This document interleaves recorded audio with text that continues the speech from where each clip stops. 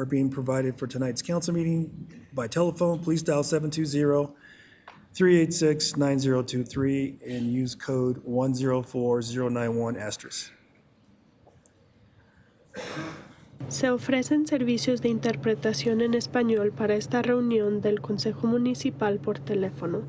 Marque el número 720-386-9023 y utilice el código 104091 *. Thank you. All votes on tonight's agenda will be conducted as a roll call vote. I will now call the meeting to order and ask the clerk to do a roll call. Mayor Douglas, Present. Mayor Pro Tem Noble, Present. Councilmember Madeira, Present. Councilmember Teeter, Present. Councilmember Chacon, Present. Councilmember Kim, Here. Councilmember Dukes, Present. Councilmember Ford, Here. Councilmember Douglas. Present. You have a quorum, Mayor Douglas. Thank you. All right, first up is the 2026 Budget Council Workshop. I'll invite Teresa Wilson, Director of Financing, make the presentation. Good evening. Good evening, Mayor and City Council. I'm going to turn it over to Chris Johnson, the city's budget manager, to provide the presentation, and additional staff are here to help answer questions. Thank you. Thank you. Good evening. Thank you to Mayor and City Council, as well as City Manager Rogers, for the opportunity to present once again. Tonight is the 2026 City Council Budget Workshop, an important date for the budget team, as this is the culmination of a lot of work, and it's the last scheduled time that we'll be here in front of you to change the budget before we are in front of you at the beginning of the public hearing to adopt the 2026 budget. On the agenda tonight, we're going to go over a lot of what we've done to get here so far, looking at what our CIP program looks like. We'll take a look at any operating budget or general fund budget changes that we've made since we last have looked over those numbers. We'll also give you revised general fund, revised sources and uses before we get into some staff recommendations of budget balancing measures that we have been hard at work at. We'll also have some council budget priorities follow-up with Economic Development Director Garrett Anderson, and some miscellaneous items and the last steps of the budget. Just a reminder, on 7/21/25, which seems like a lifetime ago to me, City Council unanimously approved a motion to approve option 1 with addition of $2 million additional for 1A projects and Fairfax Park drainage, along with exploring funding opportunities with regional partners for that project. We have currently included that in our capital investment program. You can see the original there on the right-hand side, but the left-hand side, and then the addition of the $2 million and $600,000 for Fairfax Park drainage. That brings us to over $23 million in approved projects. When we pull those together, you can see it brings it to our source and use. We have our CIP specific funds like transportation backs, road and bridge, and HUTF, as well as transfer in from general fund and general fund 2K and solid waste and conservative trust. That brings us to the full source and use to fund those $23.1 million in projects. That's where we stand at this moment. We've also had some changes to the general fund budget. We looked at all the yes decision packages that were presented and made some revisions to those. We've reran our position budgeting and our internal service fund allocations, as well as looked at and made some revisions to our our revenue estimates since then. There's also been some internal reorganizations that we spoke on before. The procurement division has been added to finance, as well as the custodial division in public works. And then the IT, Information Technology Department, has had some division name changes. They're renaming their GIS division into IT Public Safety to account for the needs of the Public Safety and Police Department, and then renamed our Application and Business Services Division to Enterprise Applications to help their work. On the screen right now is the revised yes list. It's very similar to the one we had. We just were able to bring down some amounts and have some pull over. The new grand total will be $2.7 million, whereas our our decision packet total was around 3.4 million. In the reductions, we were able to remove a couple as we reclassed vacant positions to help fill the ED marketing specialist and the accountant two in finance. For one of the public works decision packages, the addition of those funds and FTE will allow us to reduce our contract needs for traffic signal. And then we were able to better phase out some IT decision packages. And so we had a 300 reduction to the infrastructure modernization and a 50K reduction to the AI program. We reran all ISF fund allocations before, and most of them were very minor. Fleet, IT, and facilities had very minor changes, but there was a significant change to the benefits fund. We were able to get our quote from United Healthcare and our insurance providers, and we had to move that fund up around 500K. We were able to look at revenue revisions. We received the initial valuations for property tax, and we were able to make an increase there. We're looking at a sales tax increase that we believe is warranted, and then we moved up some various charges for service, including some rec center fees, as well as some city clerk fees. We wanted to touch more on property tax. We've brought this up before, but our property tax revenue is subject to Tabor. If you hear the DeBruce term, our city is fully DeBruce, meaning most revenues we get in are not subject to Tabor. The only revenue we do get in that is subject to Tabor is property tax. To comply with Tabor, pretty much every year now, we have to apply a temporary mill levy credit to our property tax. So based on the current preliminary valuation received from Adams County and the Tabor calculation we've done, we're going to have to reduce our mill levy rate by 0.667 for the next year. It has a big impact on our revenue. If we were to fully use our city mill levy at 3.28, we'd be bringing in around 6.7 million, whereas our Tabor compliant general fund mill levy only brings in around 5.3 million. So for 2026, we're predicting the city will lose out on 1.4 million. If you could look at the little table at the bottom there, you could see we have lost money every year the last 4 years, with a total of 3.2 million in lost revenue that could fund important capital projects, additional public safety measures, ED opportunities, pretty much anything we decide. We've spoke about this before, but to DeBruce the city, we would have to do a vote of the people. If council wishes, they can pass a motion tonight to direct staff to complete tasks to place this on the ballot for November 2026.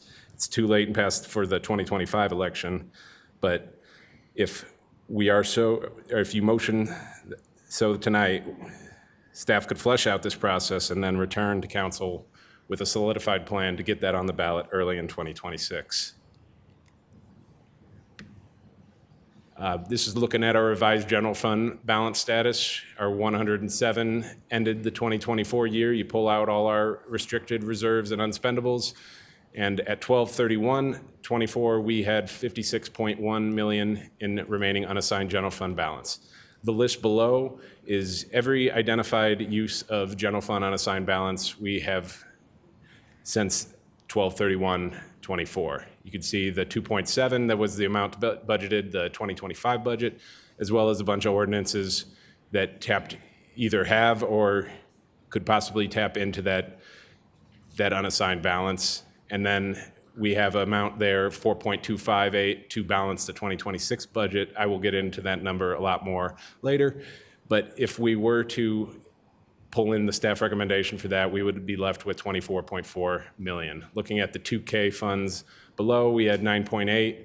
We budgeted 750 in 2025, and in 2026, that 3.9 is what the amount of fund balance needed to transfer to fund the CIP for 2026.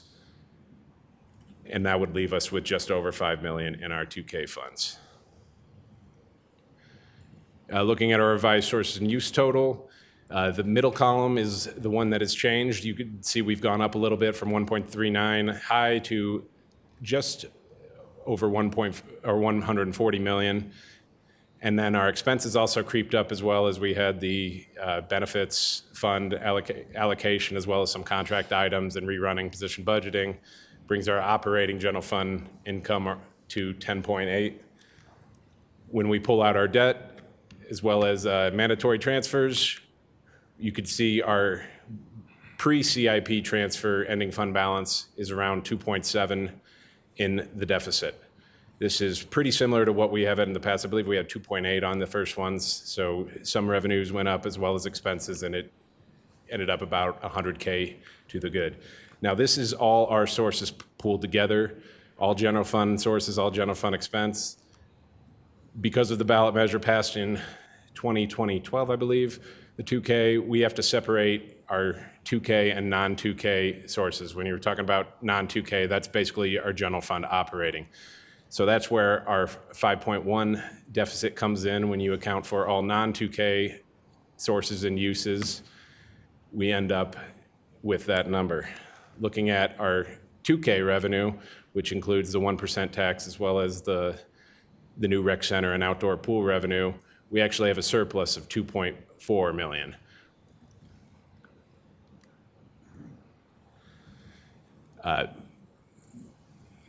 Now we're going to get into the staff recommendations and how we have been looking at balancing the budget.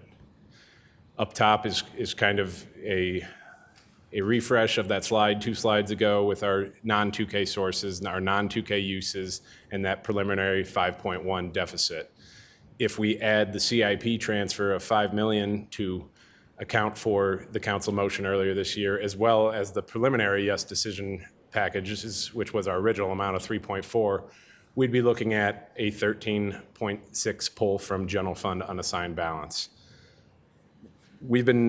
I'll go through all of these in more detail in just a second, but we have been looking as a budget staff and city manager's office at budget balancing measures to get a more palatable number to balance the general fund budget. We're looking at transferring surplus fleet management fund balance to help cover some of the costs. We did a budget reduction exercise where we went to each of the departments and relooked at all their base budgets to see if we could find any areas to reduce without any service impacts, and we're able to find some of those. We're looking at budgeting for vacancy savings. If we did a 2% factor, I will go over what vacancy savings is in a little bit. It would account for another $1 million in savings, and then associated with that, because we would be starting to pull from the vacancy savings, we would need to right-size the public safety overtimes accounts at a tune of $500,000. We do want to highlight that staff is currently recommending that we reduce the additional $2 million for 1A projects to $1 million. So that is where that $1 million there comes from. If we implement the reduced yes decision packages, that will save another $650,000. And then a sales tax projection that finance believes is warranted, which is based on how we were tracking this year, as well as some businesses that are coming online in 2026.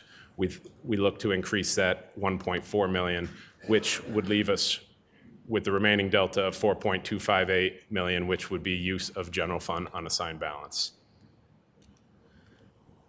To go a little bit further in the budget balancing measures, we looked at several options. Pretty much anything was acceptable, and there are some that we're recommending as I've gone over, and there's also some that I am not recommending, or that we as a staff are not recommending at the time. So some of the ones we're recommending are the budgeting for vacancy savings and the fleet management, but we're also not recommending a delayed hiring or hiring freeze at this time or furlough day savings. We also looked at reductions in budgets that would have service impacts, though we are not recommending those at this time.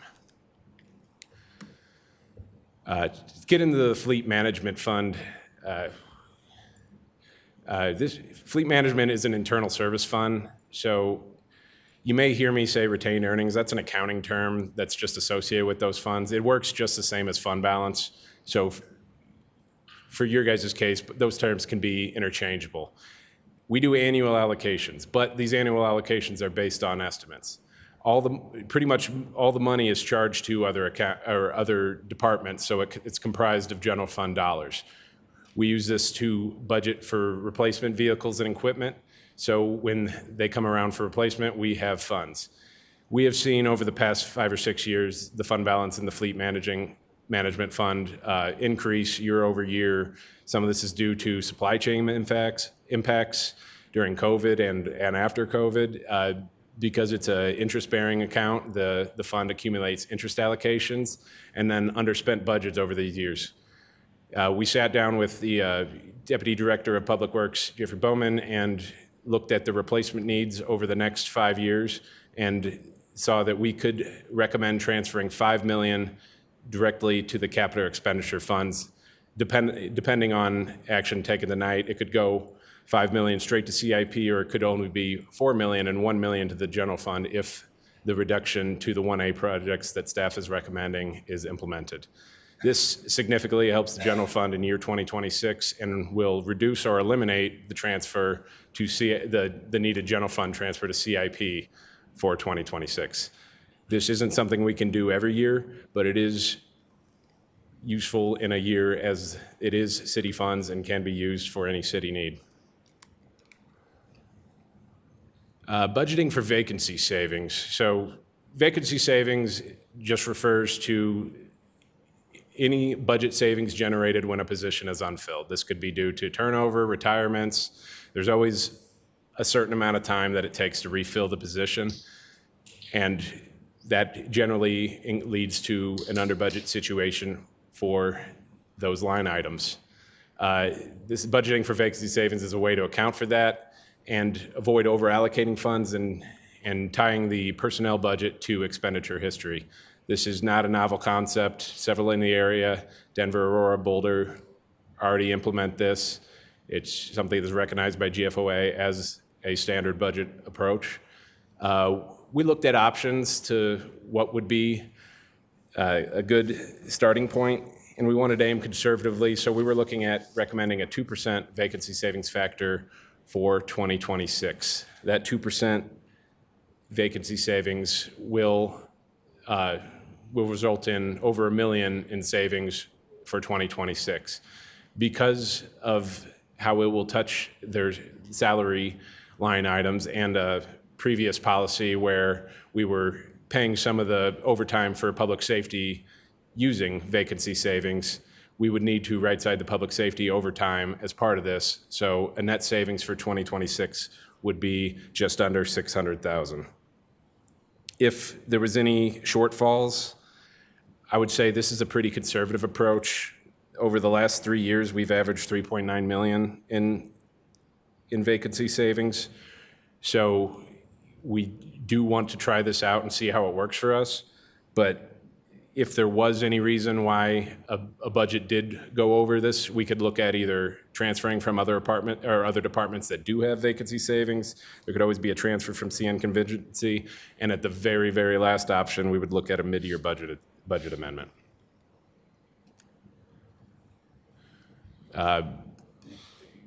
My team, shout out Caroline York and Pam Young, have been hard at work meeting with departments over the past couple weeks to look at their base budgets to see if there's anywhere we could reduce. We're looking for reductions with no service impact, going over budget to actual, seeing where there may be space, and then reducing line items as necessary to deal with that. We have new directors. Sometimes they do things a little bit differently, or they've identified deficiencies that just make the original base budget approach not as necessary. And with that, we've identified $725K in savings. We were also looking at anything. We were looking at reductions that would have service impacts, that just to get ourselves thinking about what we would look to reduce.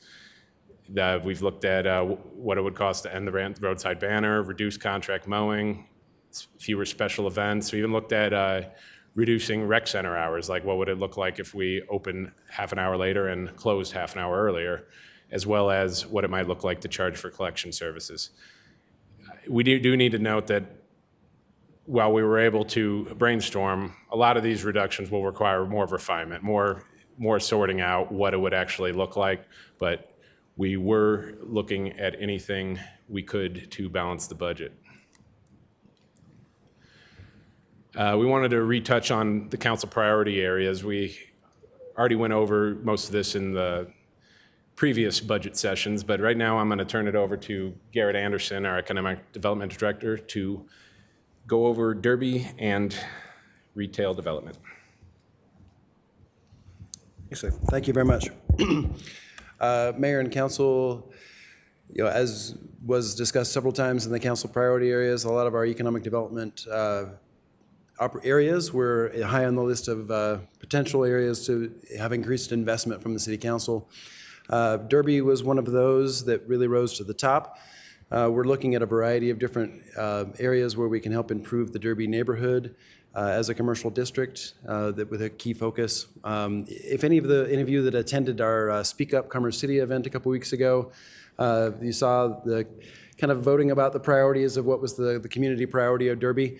By far, the highest one that got the most votes was safety, and after that, it was community appearance. So we really want to focus on those as kind of some of our key areas. Downtown lighting, for example, is one where we feel we can make an impact with enhanced visibility, supporting nighttime activities, and deterring crime with better visibility there. We'll also be looking at a creative district designation. We're not making any promises here because we're just looking at what the criteria are for the state, and we're not entirely sure it can qualify. But if it could, that could be one more tool that'll help us to really promote that district as a space where people can be creative and make an impact in the community. Also looking at public art improvements. You may see some amendments to our public art policy come later this year, and that would include murals in Derby as a focus.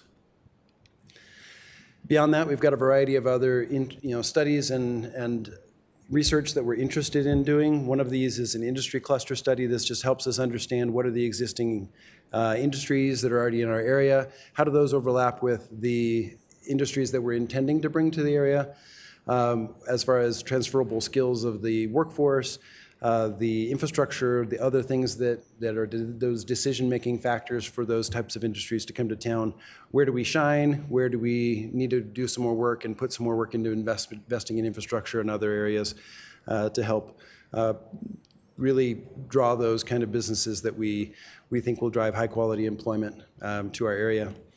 Partnering with that would be a workforce development study that would do the same with our workforce, just understanding what are the skills that exist in the workforce. This is always the number one thing for primary employment, is understanding they want to understand that the jobs that they intend to do with their business, that the skills already exist in the workforce locally, or that we have the pipeline in place to train those employees once they locate in the community.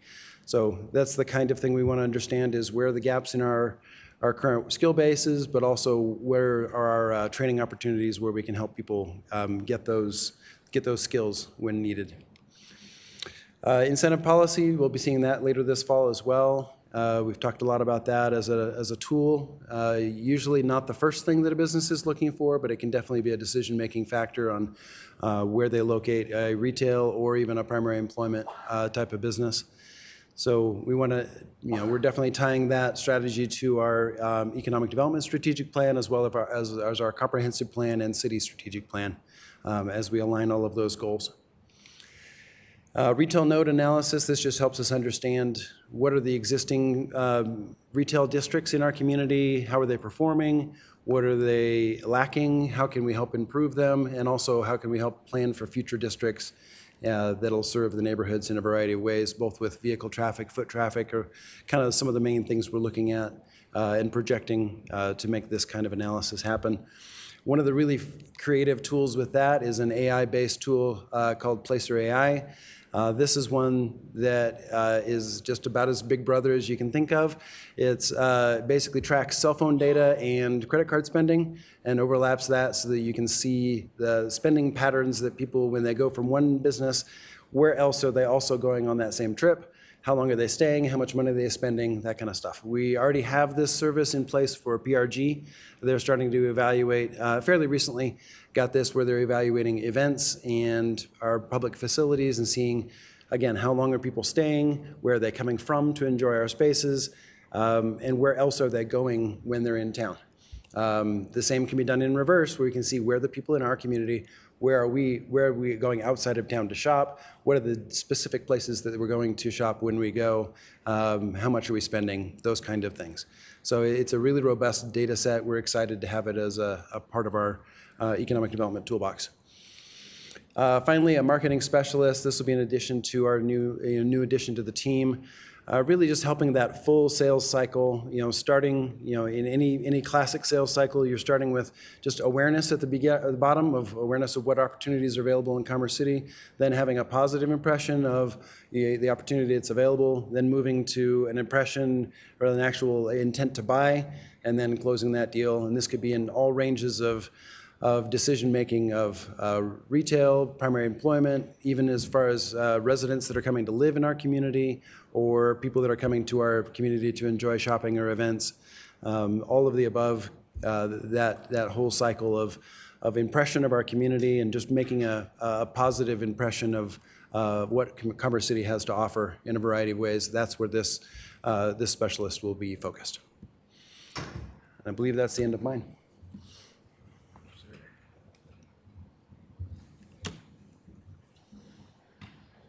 In a previous budget session, we spoke about the golf course revenues and expenditures and wanted to bring that back up to you as a council for consideration. We know that the golf course is subsidized at around a 30% rate, which is not unnormal for a golf course, a municipality golf course. That 30% rate is for both golf course O&M and Bison Grill combined. And if council does not like this, we can look at several options to amend that. There is a recommended fee increase that will be presented to council in October, and then any additional options that we would be open for future discussion. We could talk about closing of the golf course, the sale of the golf course, and possibly contracting some or all the operations at the golf course. This would be a good discussion point at the spring 2026 council planning retreat. With budget, numbers are always changing. There are still some things that are subject to change. We'll be doing a final position budgeting refresh between now and the opening of the public hearing. We will redo all internal service funds and 2K allocations. We will look at revenue one last time to see if any revenue line items have deserved revisions. We will also incorporate opioid funding for community well-being programming as part of the budget, 50K revenue and 50K in expenditures. So this will have no net impact to the budget, but will allow for some additional funds for the CWB team. And then looking at setting up Economic Opportunity and Cultural Affairs Department, I believe there's an ordinance to set that up as a standalone department rather than a division of CMO. And then we will implement any approved budget balancing measures that the council wishes to approve tonight. The next steps are after the workshop. We only have two left. We open the public hearing on October 20th, and we will close the public hearing, or at least scheduled to close, on 11/3/25. At this point, we open it up for discussion and questions. Okay, thank you. Council members have any questions? Mayor Pro Tem Noble? Thank you very much. Appreciate your presentation. I know a lot of hard work has gone into this in the process, and I understand that. I'm looking at the August 4th presentation, and it shows revenues and expenditures for that were the 2026 preliminary budget. Yes. And the expenditures were 142,340,000, and the revenue was 139 million, which was about a $2.8 million difference.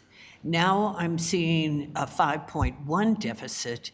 Where did that difference come from? I believe, if I'm correct, we're speaking about the combined source and use versus I'm looking at this. the estimated?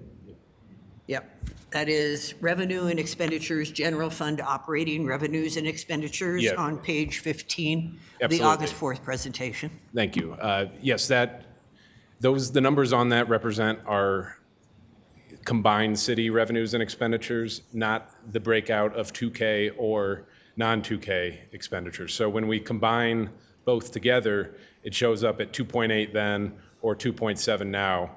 Because of the ballot measure and the ballot language, we have to separate those between non-2K, which is our general fund operating, and our 2K, which is those approved ballot measure, the 1% sales tax and the division. So when you combine it together, the deficit right now sits at 2.7, then it's at 2.8. But when you break it out, back then I think it was pretty similar at around 5.1 deficit for non-2K and then a surplus for the 2K items, just detailed on these slides. So all non-2K pulled together, that's where we get that 5.1 deficit.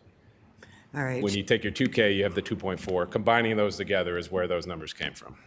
Since 2022, we have showed a revenue increase of about 20 million, from 112 million to 139 million. Yep. However, we've shown an increase in expenditures, more than double that, of 40 million from 2022, of 99 million to 142 million. So how do we need to be thinking more lean than picking at little projects here and there that to operate more leaner and work through these problems when we know that the economy is not going to improve probably next year? You know, I look forward to getting projections in the future in these budget items so that we can see what we're looking at in 2027. Because when we make decisions during the year in 2025, someone says, would you like to spend money here? And we say, would you like to spend money there?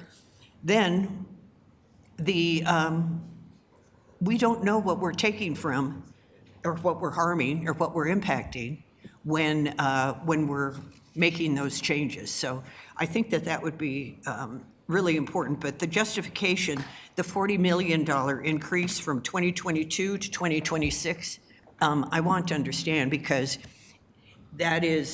we need to be able to see the results of a $40 million increase in the community that our residents can see as well. City Manager Rogers? Thank you, Mayor.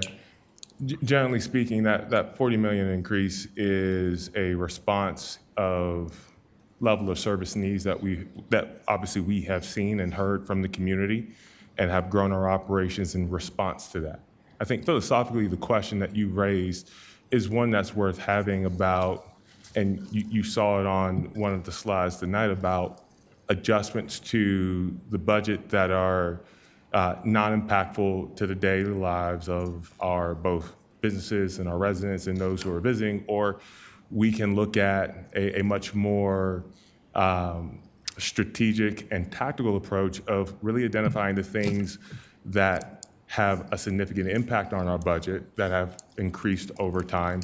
Trash is an example. We continue to increase just because of CPI and CEI, and that has an effect on it. But we're also taking on new programs and operations in response. So when we think about that, the general question that I think is before the council is we can make budgetary cuts to things that have significant dollar amounts, but they will have an impact on the community. And it's balancing between the community's expectations and their desire for level of service versus what we have the ability to afford. And I think that's a policy question there that the guide policy implementation. Mayor and council, I have more questions, but my time is up. Thank you. Journalist. Councilmember Madera. So why wouldn't these projects qualify for 2K? You know, in the breakout, we have them under the general fund budget. Those 1A and 1B projects. Yep. We look at projects that can apply to 2K, but they're subject to the bond language. So things that we did apply to 2K this year would be like the pool center, or the rec center, pool rec center heaters, as that's a Parks and Rec project, we can apply the 2K to it. The other project I believe we're applying 2K funds is the 88th widening as a major road project. But for some of the base operation and maintenance, it can't, 2K funding cannot or be used. So it would have to be an improvement. Either improvement or maintenance on the original 2K projects, so. I think the general buckets are transportation, parks and recreation improvement projects. We have used it for roadway projects. So some of the things that are like a drainage project would not qualify. But I would say those would be your general buckets of how we've applied it. So fixing potholes and, roads that are not in good shape or don't qualify, but 88 does. I'm just saying, because there's a surplus there. So, I'd like us to look into that and see if there's any projects that would possibly be able to fall into the 2K bucket, and then, evaluate the deficit, from that point. Also, as far as right-sizing overtime for public safety, what does that entail? Does that entail hiring more officers and then, so officers have to work less overtime? Or what were we thinking with that 500,000? Basically, it would bring their overtime into line with their expenditures, their budgeted overtime in line to expenditures. For the previous 2 or 3 years, we've been using expected salary savings to kind of cover their overtime. Since we would look at budgeting that salary savings, we could no longer expect that to be there as much, so we would bring their overtime accounts in line with their previous expenditure usage. Yeah, I guess I wouldn't be in favor of, that necessarily, because, I don't think they're working overtime just to work overtime. And, we have, as we've heard from the community, already kind of a shortfall there in terms of public safety. So I would probably be more inclined to evaluate furloughs for work from home positions, on Fridays. You can start even Friday afternoons, right? It's the least productive time, which you would notice the smallest impacts to the community. And rather than taking forward-facing positions, and because I think that would have an impact on the city and operations, I would prefer to look more into the administration bucket and, specifically working from home Fridays, see what we can, save there, starting with furloughs and then go from there. Just a clarification, that is an increase to the police department overtime budget, not a decrease. If Oh, got you. yeah. Well, still, in terms of decreasing budget from the 1A projects, I would like to explore where we can find some savings. And, right now, it's a tough time for everyone, right? Everyone's making sacrifices, so rather than having no impacts, see where we can have minimized impacts to make up that shortfall. Yes, sir. Councilmember Dukes? Thank you. Thanks for your time, for putting this together. Just a couple questions. One, I guess I'll jump to the staff recommendations and kind of piggybacking on Councilmember Dare.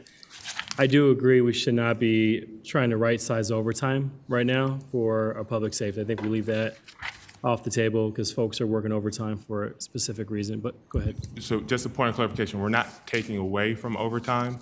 We're adding to the budget to right-size it. Oh, okay. So if we're adding to the budget to right-size overtime pay for public service, I'm in favor of that. As far as the budget reduction exercise, I'm just curious on what number are we trying to get to as a city? Is it to reduce our unrestricted assigned balance? Is it because it's 24 million? Are we trying to decrease that? Are we trying to make sure we have 54 million left? What number are we trying to get to? I think when we look at the budget reduction exercise at 725,000, there wasn't a specific number like a percentage across the board in departments. What we focused on priority-wise was how can we reduce to a level of historic value and application within the departments without creating impacts, real-time and real-life impacts in the community. And what's that budget number that you're thinking about getting to? Historic, real-time? Well, it depends on each department. So each department spent the last month and a half looking at its historic lines within their department and adjusting down to before it would actually be a real-time impact in like pulling staff out of the field or impacting the ability to mow streets or have officers on that. So some departments may have a 2% cut, some may have a much larger percent cut. So it's not a specific number, but more along the lines of the qualitative factor with we don't want to impact the day-to-day in the community. I understand that part of it. I guess I'm trying to get to not the weeds of how much the departments that have decided to cut or the percentage, but the larger budget that we need to get to as a whole city based on these, like slide 17, right? So I guess I'll restate my question around, based on the budget balance and measures that you put together here, this took into account the actions that you have went through as a city staff to reduce the budget to an appropriate place that you feel will be healthy for the city. Is that what I'm understanding? Yes. I will say this. We have historically carried or transferred from our unassigned general fund balance to help balance the budget, right? We are conservative in our approach when we think about general revenues, but obviously as we grow our expenditures.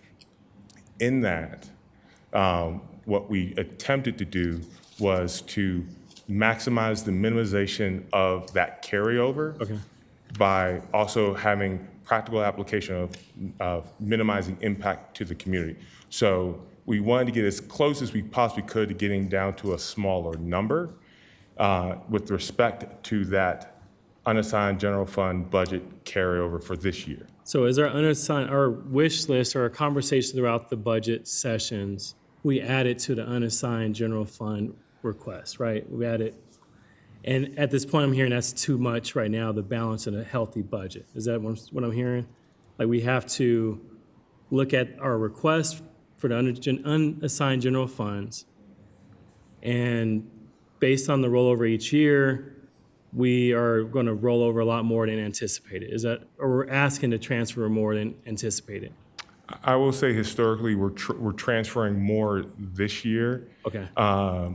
I will say when you look at our yes packages, you want to be able to use your unassigned general fund balance for non-personnel related one-time items. And our yes packages this year is higher than probably before. Is that? We have, I'm going to say that they're higher, but the amount of requests that have come in response to community needs has been a little bit more impactful. So, right, we're talking about.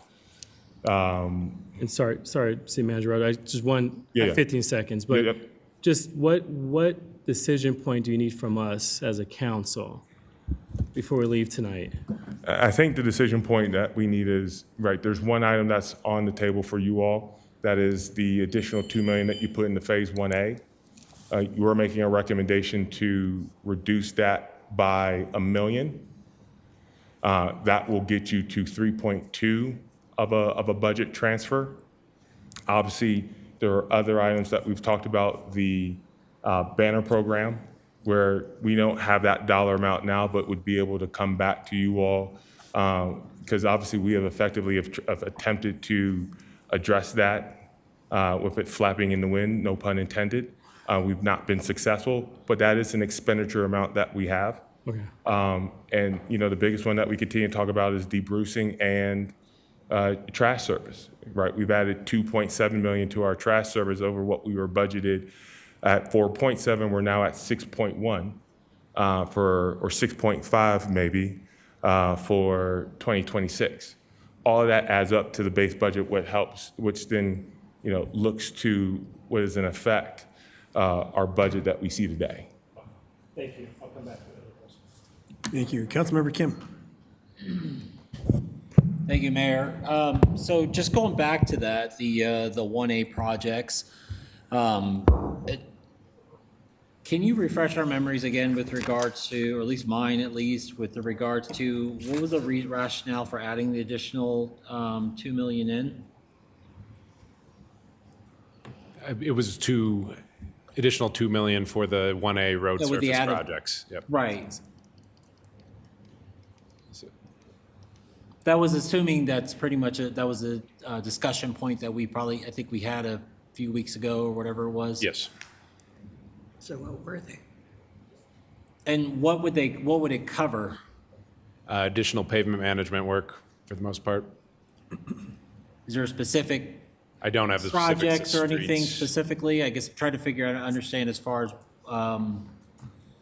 was it to help maintain what we currently have, or is it something new? As far as Definitely within maintain. Maintain, okay. And then later in the slides, you talked about a $5 million transfer to the capital expenditure fund. Where's that gonna come from? That would come from the fleet management fund, so it would replace our general fund transfer need for 2026. Okay. And so it sounds like to me, based on what Councilmember Duke said, and also what Mr. Rogers, you had said as well, as far as what you need from us tonight is to, and I'm trying to figure out where the slide is again. It's like towards the end there, I think.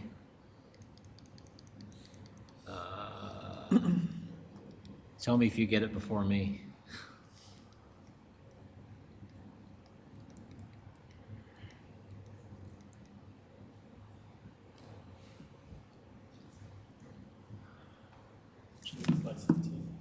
So this is slide 17? It was slide 17, I think, was it?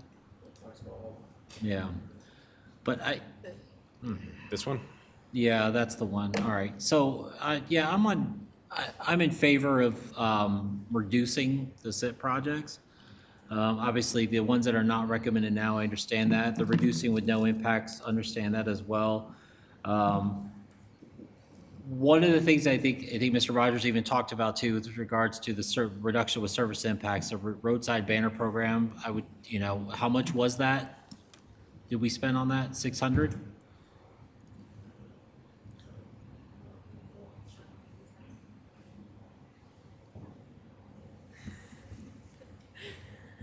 Hello, Council. So we spend just under $80,000 a year on that project. However, as many of you have noticed, the clips continue to not be efficient on those banners, so we are continuously exploring additional options to get the banners to stay on said poles, which would likely require some additional funding. So that cost I would anticipate to go up in 2026 so that we can actually keep the banners on the poles. And that's maintenance, not purchase of new materials and others, which is in another account, which we would be able to provide. Yeah, I think, you. to me, I see that as a low risk as far as being able to pull from, like, not to continue that program. And obviously, I know there's a note here about reductions would require further refinement. I would want to explore as far as understanding what does the contract mowing look like. But yeah, that's all I've got so far. Thank you. City Manager Rogers, did you have something you wanted? Yes, I just want to follow up on a couple of things that were raised. The additional 2 million that was made at that time on the 21st was to go towards pavement management and ADA ramps. That would be your general potholing, your general slurry seal, fog sealing, as well as concrete flat work. Or excuse me, not concrete flat work. That's in a separate folder or fund, as well as getting back to your question around utilizing 2K language within the bond, and the ballot language speaks to operations and maintenance of new roads constructed. So we can't just use it for general potholing of existing roads, only roads that we have constructed utilizing those funds. So there's a limitation in our ability to apply that. And we have been strategic in that application of operations and maintenance for new roads that we've utilized since that fund has been in existence. But for some of our more historic and established roads prior to that bond language, we couldn't use it for just that general maintenance and operations. Okay, thank you. Councilmember Kent, did you want your minute, 19 seconds back? One last question. So within the slide, it talked about reducing the yes package. Yes. So is that the same thing as what we see in slide 7, the revised yes decision package? Yes, that's what we would go with, the 2.7 million rather than the To reduce that further, or that's 2.7 you would move 2.7 would still be approved, yeah. forward? Copy that. And, okay, that's all I got. Thank you. Okay, thank you. Any other council members before we go to round 2? Mayor, if I may? Yes. Just as I get more information, the cost for the banner program is in a range around $230,000, $150,000 for the contractor, plus $80,000 for maintenance, operation and maintenance of that program. All right, thank you. Okay, I have questions on that. So from what I thought on the banners was, we were starting it out with contract, but then we're gonna slip into doing it in-house. That didn't happen. So is there any way that we can do the banners only in certain intersections? Because they do have an effect on, you see this in other cities as well. We don't have to have them every other pole and all that, but we should have them in certain areas as you enter in the city, as you leave in the city, because there's a long stretch on Highway 2 when you get up north, just some consideration. As far as delay hiring and hiring freeze, that's just not recommended. I would like to recommend at least a 6-month hiring freeze. And just hire maybe for public safety and for public works, but everyone else, they look at the vacancies, so if you're not gonna, you save money there. I think the 2% vacancy, that should be increased as well. Looking at 2% and there's $1 million savings, what would be if we had 4% vacancy? So, furlough, we're not like the city of Denver. I could see some furlough. That would be interesting as well. Reduction in CIP projects, is that infrastructure or is that for maintenance? That would be the 1A maintenance, yeah. Okay. I think that what we asked last year to go back to the basics and make sure that our roads are well kept up, that shouldn't be depleted at all. And then sales tax. I know under sales taxes, page 9. Let's see, under page 9 you had, I know the debrucing, the property tax. What is the sales tax? You mentioned it, but you didn't. We're recommending a 1.4 million increase in sales tax off the current projection. So it'll go, the revenue line item in taxes will go up 1.4 Are you million. talking property tax? You're not talking about No, that's for the increased sales tax. The property tax was, we are missing out on million and 1.4 million in revenue by not being debruced. So the sales tax, you're asking to go to the voters to increase the sales tax? No, the sales tax is just based off trends and what we're collecting. We think Oh, we I can see. increase our projection for Gotcha. next year. Okay. All right. Okay. So the other one was page, let's see, 16.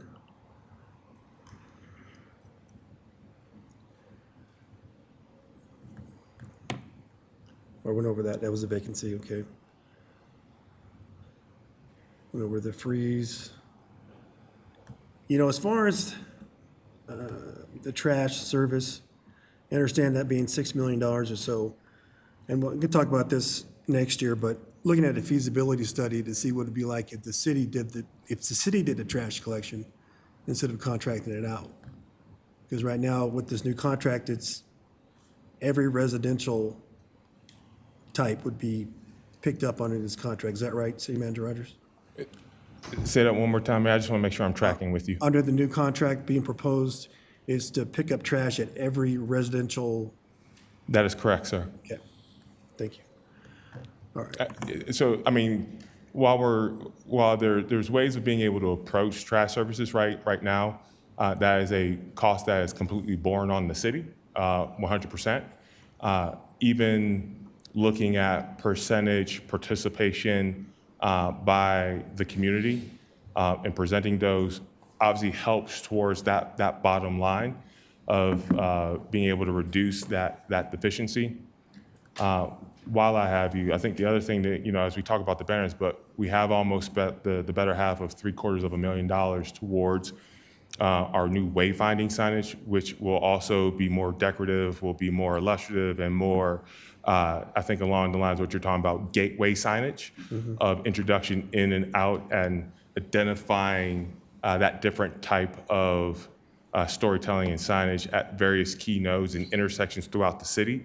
So what we may be able to look at, and I think establishing a program is, getting that wayfinding signage that will be installed here by the end of Q3, beginning of Q4, leading into next year, and seeing what pieces we build on that can replicate and or support similar to what we were trying to have with the banners.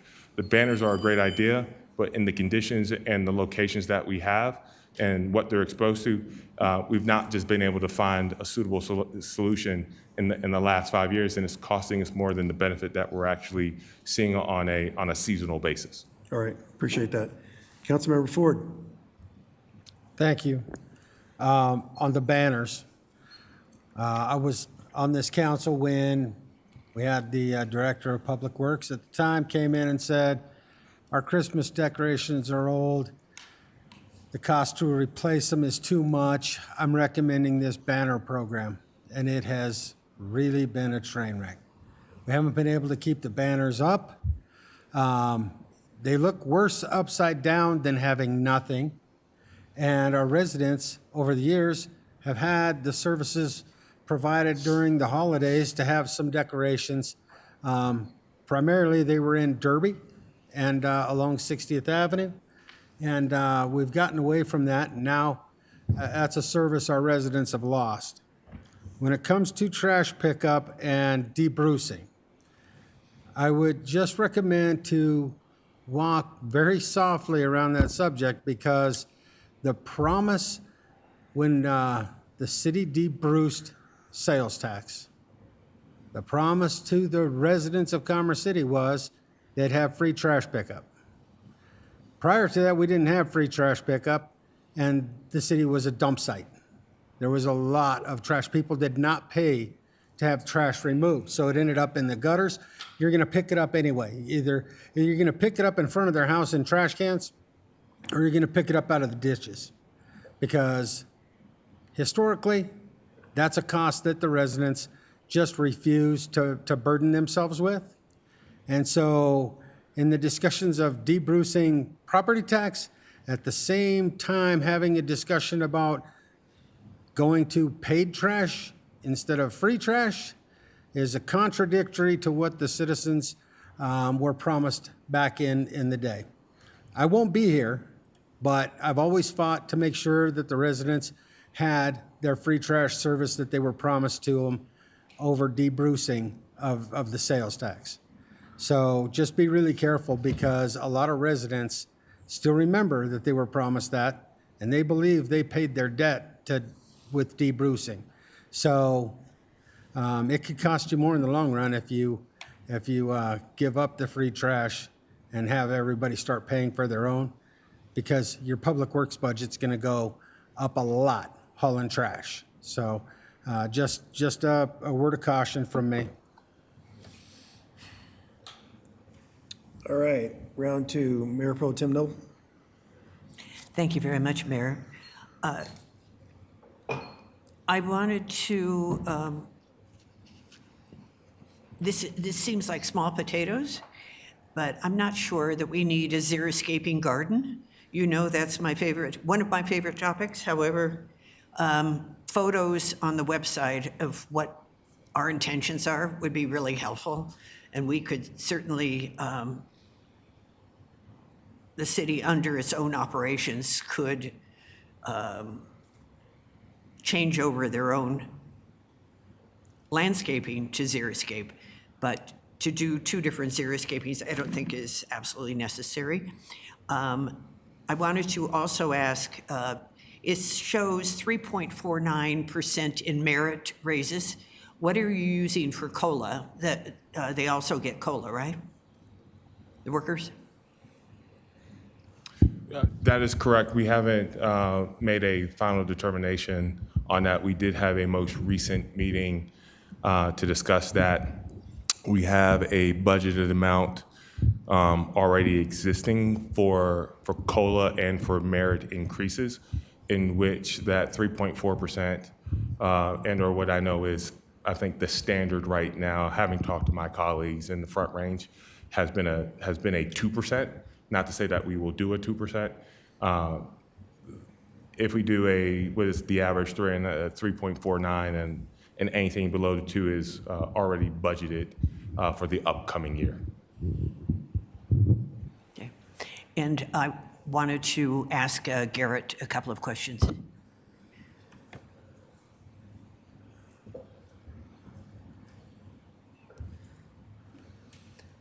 Hey, Garrett. Yes, How many people do you have on staff right now in economic development? there's 6 of us. 6 of you. And are you adding, how many are you adding? This marketing specialist will be the one addition to the team. Okay. What happened to the marketing contract that we voted for? We were interviewed. We haven't seen a report from the person. Wouldn't that be a marketing specialist?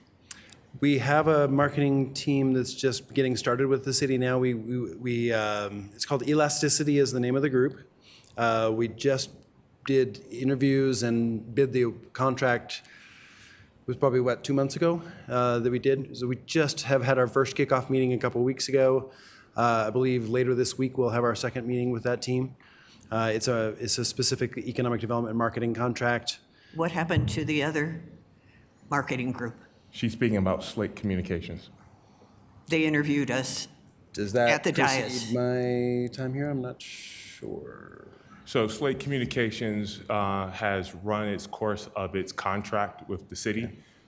Slate interviewed you all and then made a presentation at the end of last year about next steps with broader marketing and branding of economic development activities within the city and laid out a structured path.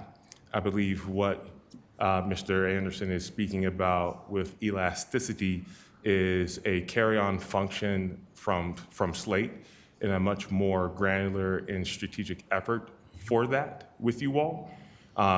Partly in that identification was also some of the things he spoke about with the industry cluster, workforce development study, as well as some more quick wins that we were going to be looking at in trying to get branding and marketing spots at different aspects. Okay, I have a quick question, one more question, my time is running out. What about Derby? We had approved lights there, so was there never a study done for lights? I feel like sometimes we are reinventing the wheel and then paying for everything all over again. To some extent, I feel the same. I believe the previous study dealt more with what the lights would look like, and I think we're now trying to figure out more precisely where they're going to go and what that cost is going to look like. For a final point, yes, ma'am, you had a study done back in 2020, 2021. We were looking at lights that were googly-esque in support of the design of Derby. Right, and I do want to reiterate this because we are in this crazy period right now, is that the city council approves a lot of stuff that doesn't necessarily come to fruition. So I just want to make that point, and my time is up. Well, I think to that, I appreciate that point, ma'am. We never actually took the next step of actually moving forward because we didn't have the funds in order to support the undergrounding and necessary construction. So it's kind of been just hanging out there. And I think what we're trying to do is bring that full circle, knowing that we have a design or an architecture to support the lighting. We believe we have pathways to be able to move forward with getting the lighting to the next step from just design development to actual installation. Now that we've seen some greater funds kind of going into that and can try to partner with the city with some of our unassigned general fund balance, and that's what you see represented in the slides.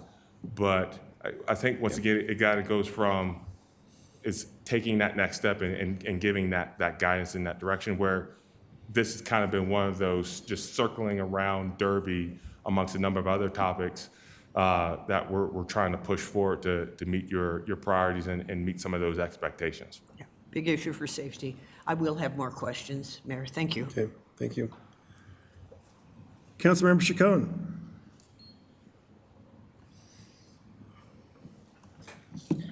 I have a couple questions about retail and how development, especially with local support for small businesses, is going to continue there. I'm also curious about this, just more as a comment overall on a lot of this on budgeting, and I kind of appreciate Councilmember Ford and Mayor Pro Tem's comments as well. Is there a way that we can have a comparison of past budgets sometimes and why? I know that we did approve certain things, but I also feel like we're approving things, but we don't ever see the final result. But we're asked to approve more in a way that I don't feel that we're being efficient at all. So I that's just kind of an overall comment to some aspects of this, because I remember some of these prior meetings of what we approved, but we haven't seen, like, personally, Wayfair, what happened with all of that when it came to banners and signage overall. I mean, that's been the entire time that I've been on council, and we're still going back to the same banners that are being ripped down every winter. I'm also concerned about, as Councilmember Ford mentioned, where are there a way that we can kind of have a historical context of why certain things have been approved and what impacts that's actually going to do to the most vulnerable. And sometimes I don't feel like understand that we need to still discuss things on a city level, but we don't really have any type of aspect of impacts or cumulative impacts to the community past just retail and economic development. So that's kind of my overall comment. And I am concerned about how and where we're going to be able to finish some of these projects. Even though we might approve more money, I don't see the ending results. And I would like to see a comparison about what we've actually finished and where we can go from there to see other spaces where we're not taking money from. City Manager Rogers. Thank you for that. I appreciate your comments. I think I'll start with historical context, right? And with every budget that we present to you all, we do provide information that looks historically at the previous year or the previous 2 to 3 years. So it gives you context about where the trends and where inherently the expenditures are going to be able to address the trends within our community, whether it's economic development, public safety, and or Parks and Rec golf programming and the like across a number of different departments. When it comes to projects, I think there's this misnomer that when you approve something for say 2025, that it's going to be a done deal in 2026. When you're dealing with projects such as roads, such as parks, such as other capital facilities, there's a timeline that we work through and have identified as part of that CIP program process that establish those expectations on when that delivery would occur. So what you find and what you have access to is that dashboard that provides a transparent and straightforward and digestible format of whether we are on track, whether we are behind or ahead of schedule on those projects.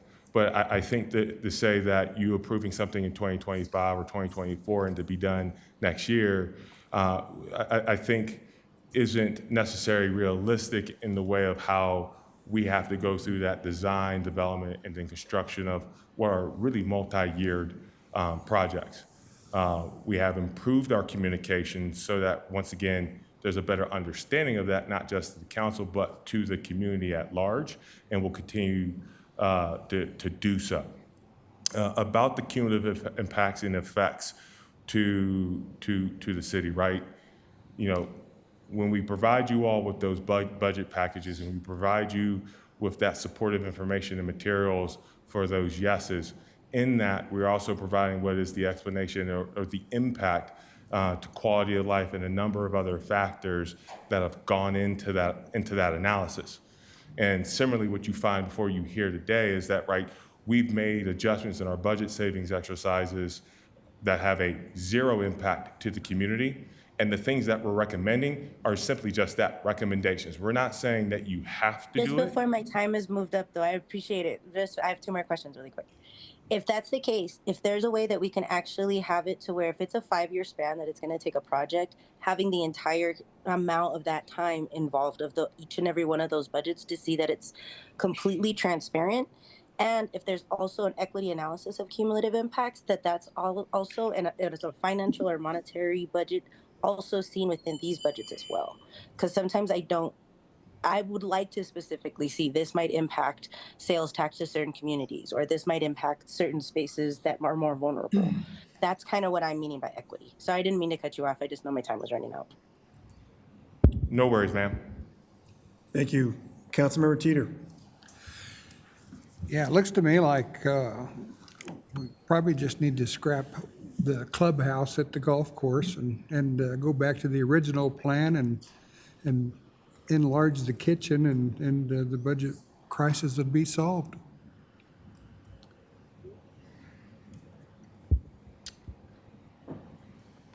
I appreciate that, Councilmember Teeter. Just as a friendly reminder, we are currently under contract with the contractor to execute that $13 million budget. So I think if you all wanted to shift from something that you've appropriated, and you've appropriated the dollars are there, and those dollars will be expended as expected based on the scope of work that was submitted in response to the request for bids.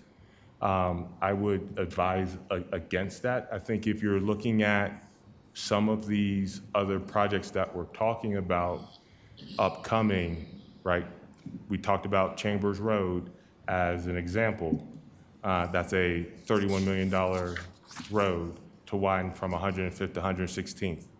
Is that still a need or a necessity or a priority for this council? We've talked about adding 112 between Chambers and Bison Ridge.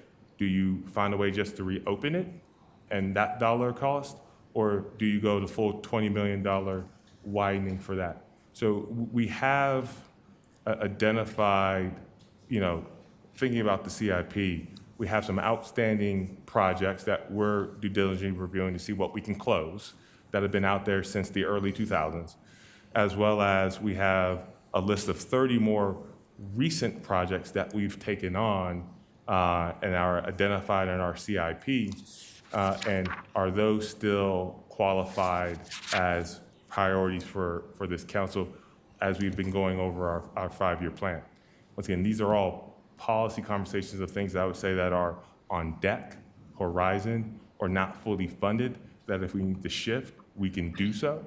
But for the things that are fully appropriated and currently under contract, I would advise from tackling those, given that we're in a contractual arrangement.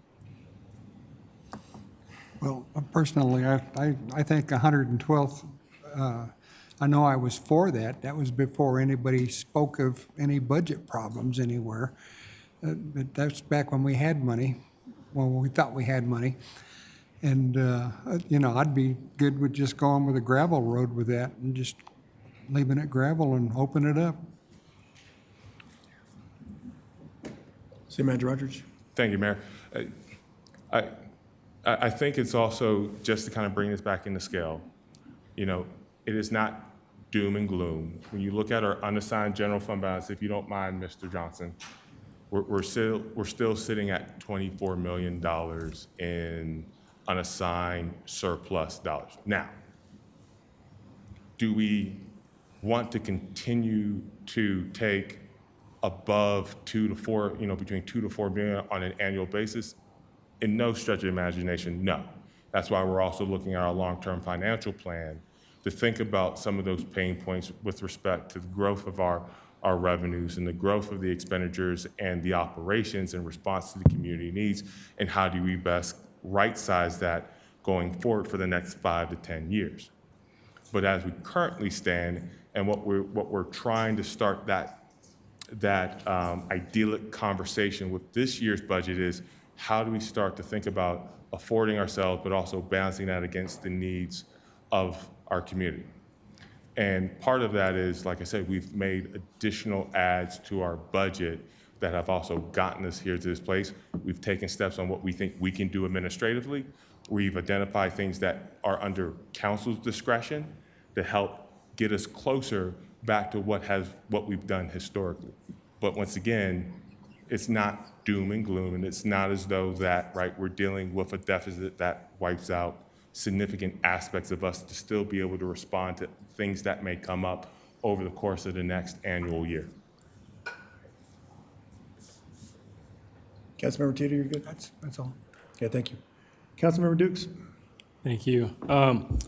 Thanks for answering my original questions, because I think City Manager Rogers, you really captured what I was trying to get to and understand the scale, gravity of what decisions we're making today. And from my understanding is that we are not, to your point, in a doom and gloom situation, but we are thinking about being financially stable and financially healthy for the foreseeable future. And so, as someone who has worked in a city government before and had to take furloughs, I think those are things that we put on the table only if we're in doom and gloom situations where we got to balance a budget in a big deficit.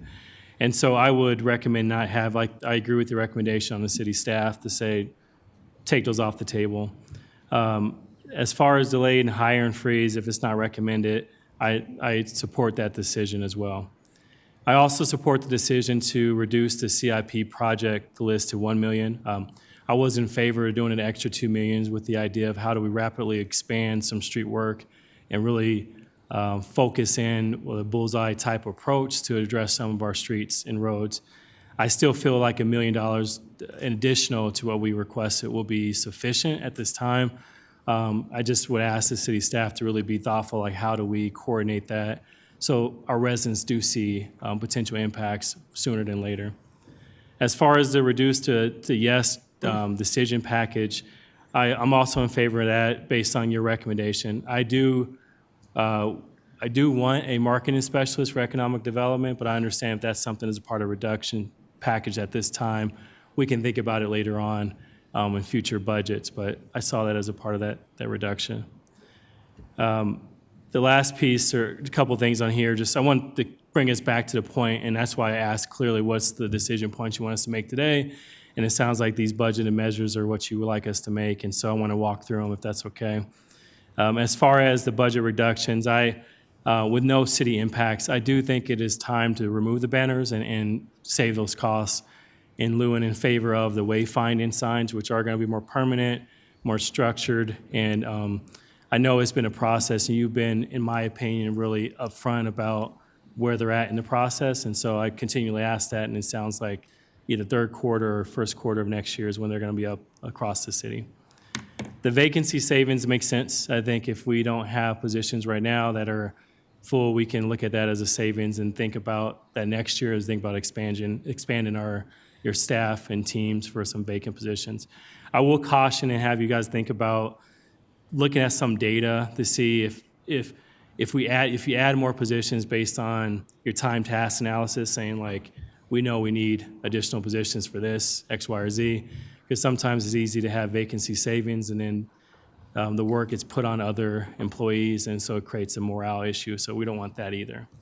As far as the transfer of surplus fleet management, I agree with that. I think if that's an effort to have us to have some savings, I think that helps.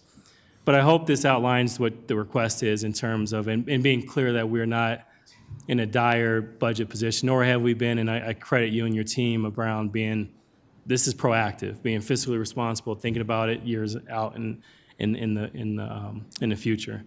As far as the debrucing, I would recommend additional conversations in the future. I think this is too short of a time to actually make an informed decision about it, because there are pros and cons or risk and challenges to that. As far as the clubhouse, I think we should leave it as is, because we've had numerous discussions about reducing the budget to accomplish what I think Councilmember Teeter mentioned around making sure we have the bare minimum of what's needed. And these are dollars that have been assigned for the last 3 or 4 years for this project. So I'm continuing okay with that. I do think it'll be helpful in the future. At some point, I'll make a motion to talk about the considerations and really do a deep dive on the scale, the sale of the golf course, the closure of it, all those things, but I don't think this is the time to do that. I do know, like in Denver with Park Hill Golf Course, they had to go through that same challenge that we might be experiencing. But my hope in future discussions in October is that we see the increase in our fees, and I would love to see how that decreases our deficit, as well as remodel how that helps increase the kitchen support and the quality of food, which is great now, but when you're having a catering service as well as a full restaurant and doing events, it's hard to keep up when one oven. And so that's my time. That's my thoughts on that. Councilmember McDare? What's our budgeted salary and wages expenditures?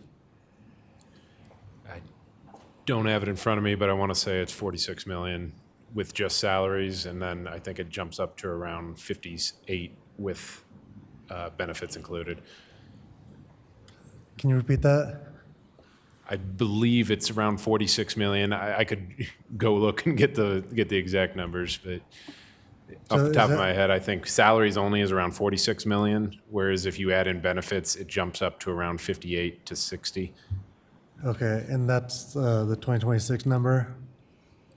Yes, What was 2025 number?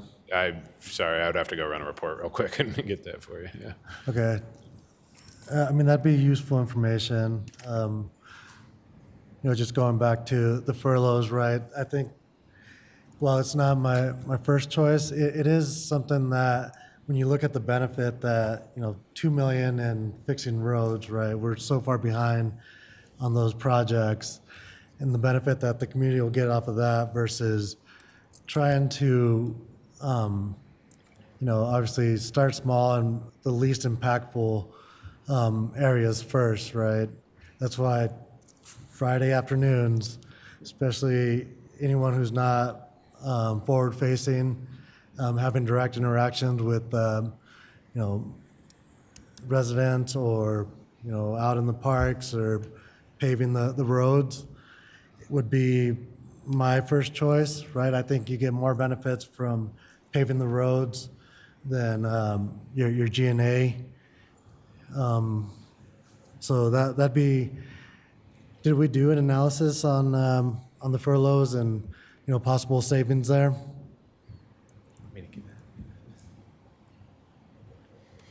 One furlough day, if it applied to all employees in the city, would be about 180,000 a year. So to pay for the million, we'd need about 5 or 6 furlough days.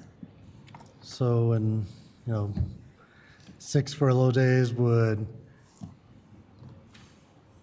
essentially make up for that $1 million reduction in projects? Yes.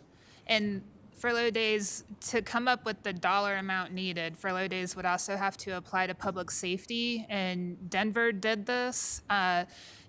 But public safety staff didn't have to take the furlough day all on the same day, obviously. They had to take it within a 30-day window. And just to be clear, I'm not recommending that everyone take a furlough. I definitely think it should be very targeted as to who would take furloughs and, Yeah. what day, and, to minimize the impact to operations. Sure. I would say that Denver successfully applied furlough days to public safety in the past. And to get the magnitude of savings, we would need to consider doing that here. To do furlough days and exclude public safety, it would be a lot of days for everyone else to come up with the desired savings. And I think just having a quick sidebar at the table, we'd have to look at the policy and the legality of it. And, you know, that's a conversation that we would have to bring back to you all with that respect. So we can look at that, but also we have to look at it from the equity of the application across the Well, organization. yeah, I want to make sure that, you know, we're not leaving anything on the table. If we're recommending not to do it, I'd like to know, right, what are the savings and impacts of doing it? So, you know, that's hard for me to process without seeing what the other side of that is, right? Also, you know, just real quick, I echo Councilmember Ford's thoughts on the banners.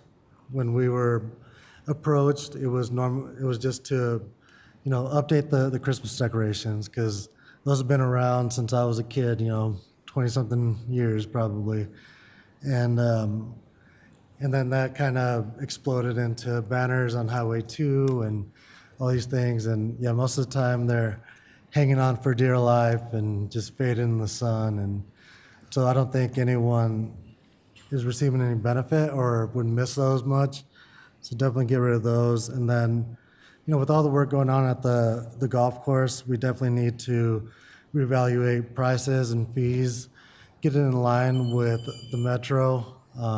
We're one of the most affordable golf courses, and, you know, after all the work's completed, I think that the golf course is going to be much greater benefit to everyone than it currently is, and will merit, you know, that price. Thank you. Councilmember Kim. Thank you, Mayor. Whether this question goes to yourself or Mr. Rogers, regarding to the revised YES package there, I'm just kind of wondering, from the revised YES package, is that are these no kidding, like this is what we need for next year? Or can it be reduced even further to say, hey, guess what? We can hold off another year. Great question. For instance, yes, from what has been shared with us, this is what is the basic needs in order to functionally operate within their respective departments. Now, the Xeriscape demonstration gardens with E3, that has been in partnership with a grant application. We've already reduced that, the initial request, from 2 down to 1. Could we do without the 1 and then potentially have to return certain grant funds? Absolutely. When we talk about the continuation of RTD EcoPass benefits for employees, yes. Is that something that we need to keep or we need to have? No. Is it a benefit for trying to improve mass transit and so forth within our city? Yes. But it's that, and I would say it's not a need, but the ergonomic furniture is a yes, given that we've not bought furniture for our staff in the last couple of years. I think generally speaking, what you don't see in here is that we're also targeting how we would implement these funds, which is a further reduction than thinking about it going live January 1st. So we're also thinking when we would actually be able to get through some of our internal processes, such as RFPs and the like, of actually then being able to then expend that funds for that first invoice. So that's how we were also able to go back in and looking at a reduction of that dollar amount. So for, I would say 98%, 99% of what you see on the screen is a minimum need for those departments for the upcoming year and not a want. Okay. And I heard you say something earlier too about you have SIP projects from the early 2000s, apparently from past councils that you guys are still working through? There's some, but I would say that there are open projects, and we continue to look at projects that are open from the early mid-2000s that have come in underfund. So budget was at $500,000 for simple math. We've only expended $250,000, but the project, in all real sense of the word, is complete So how can we close that project out and shift those dollars to a project of need now? And that is a continual evaluation that our finance team does with our CIP team in looking at where we're coming in with some of those projects. So we're currently doing that. And then with regards to you had mentioned, I think, another 30 new projects at approximate that's came in based on this council's? I wouldn't just say this council. I think what you've approved in the course of the last two CIP projects has and continue, and some of our Cinderella 2K bond projects in totality have come to 30 active CIP dashboard projects that we have and that we present out to the community. So is there any decision points that need to be made? I mean, let me try to rephrase this. Is there any action that council could take in reviewing those SIP projects to make a determination whether or not if we want to just forego it, to not press forward with that, or to move forward with it? Does that make sense? Yes, so what you're asking is that can the council reevaluate the approved CIP project list that's been identified for this year as well as for other years? I would say you can always evaluate that. We can provide you with factual details, right? Where are they at in the stage of the project? What are the contractual arrangements and agreements that necessitate a potential legal review if you no longer want to move forward with the project? So I think there's always a discussion at hand about whether or not you want to move forward with Road A versus Road B versus Road C. It's understanding where in the process and the arrangements and the agreements that we have that dictate that relationship and what would be necessary to unwind and or if you get to a certain stage of that project to where it's a natural stopping point. Just one last thing.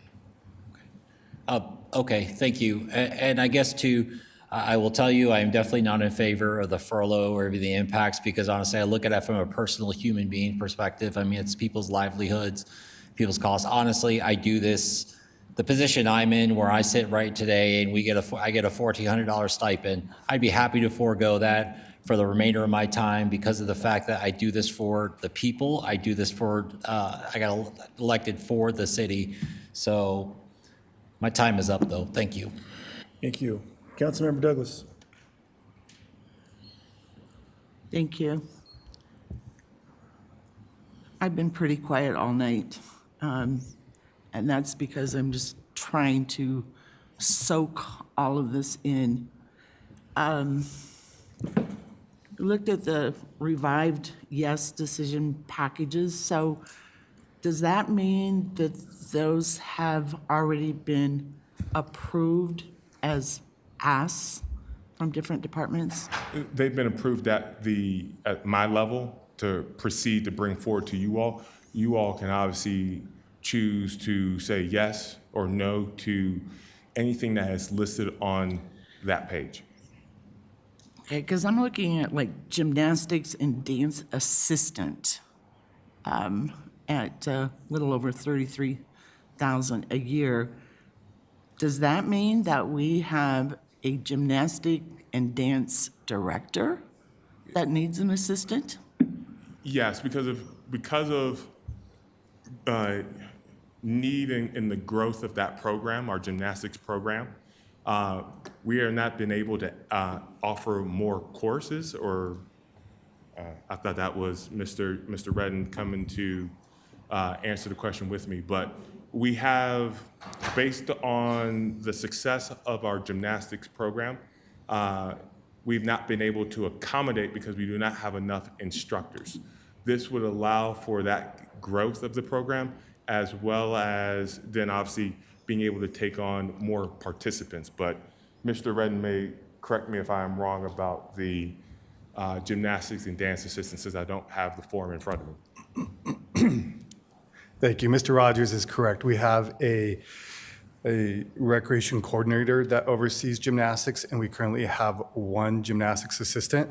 We're looking to add another gymnastics assistant. It's really just a boots on the ground position to help us instruct the kiddos that are coming through the program It is certainly difficult to hire part-time staff since it is such a specialized position. This position would allow us to get more kids into the program and instruct those kids through this position.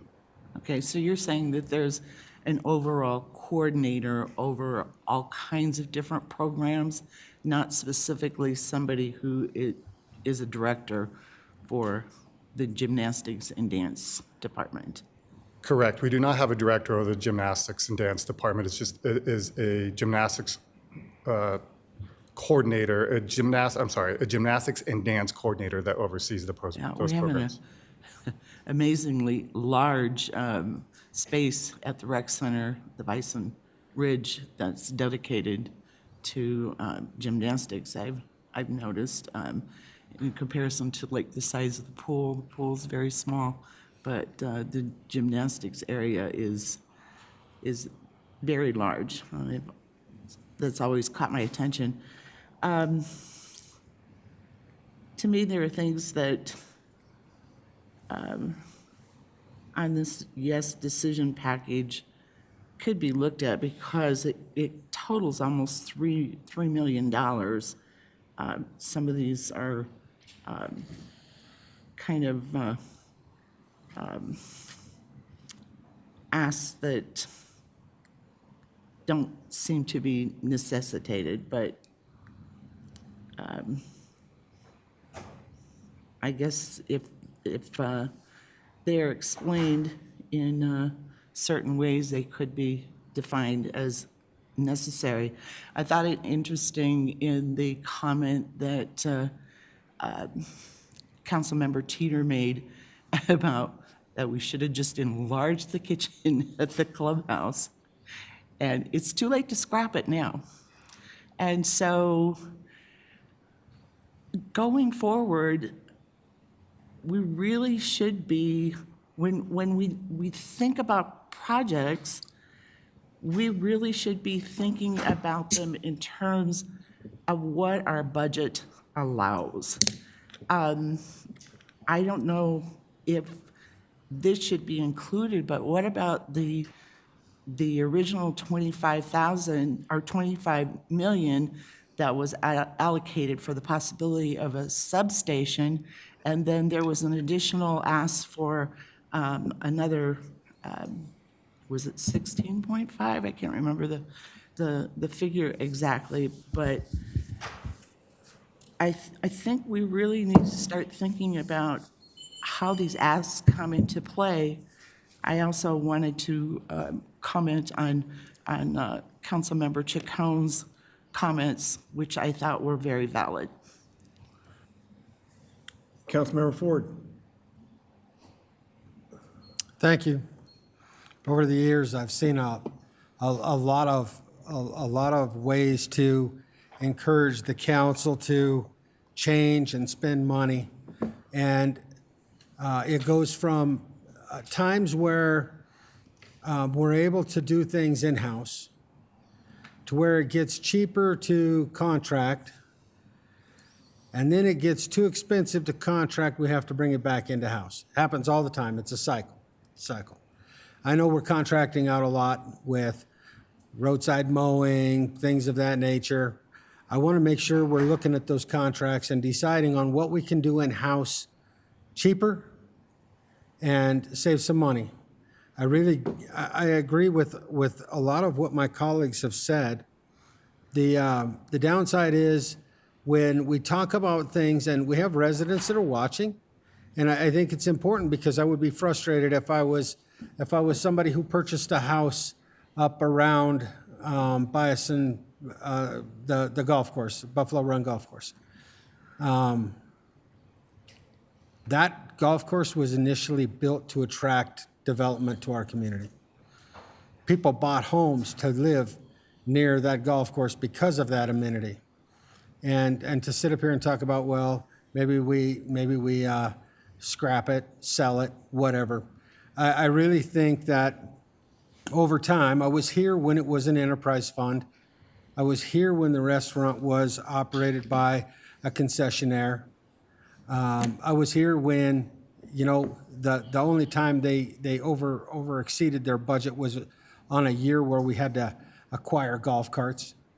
I really would like to look at how we tighten our belts internally. I'd like to look at being able to operate the golf course more similar to when it was in the enterprise fund. It's not just, hey, we've got all this excessive money and we can hire more people and do. We really have to try to tighten things up a little bit and operate the golf course and not lose $3 million a year. I mean, $3 million a year for one amenity to lose that. And, you know, I want the residents that live near it to have that amenity. That's why they moved there. I don't want that taken away from them. But I also think that we need to look at whether that it's time that that's contracted and we save money on those services.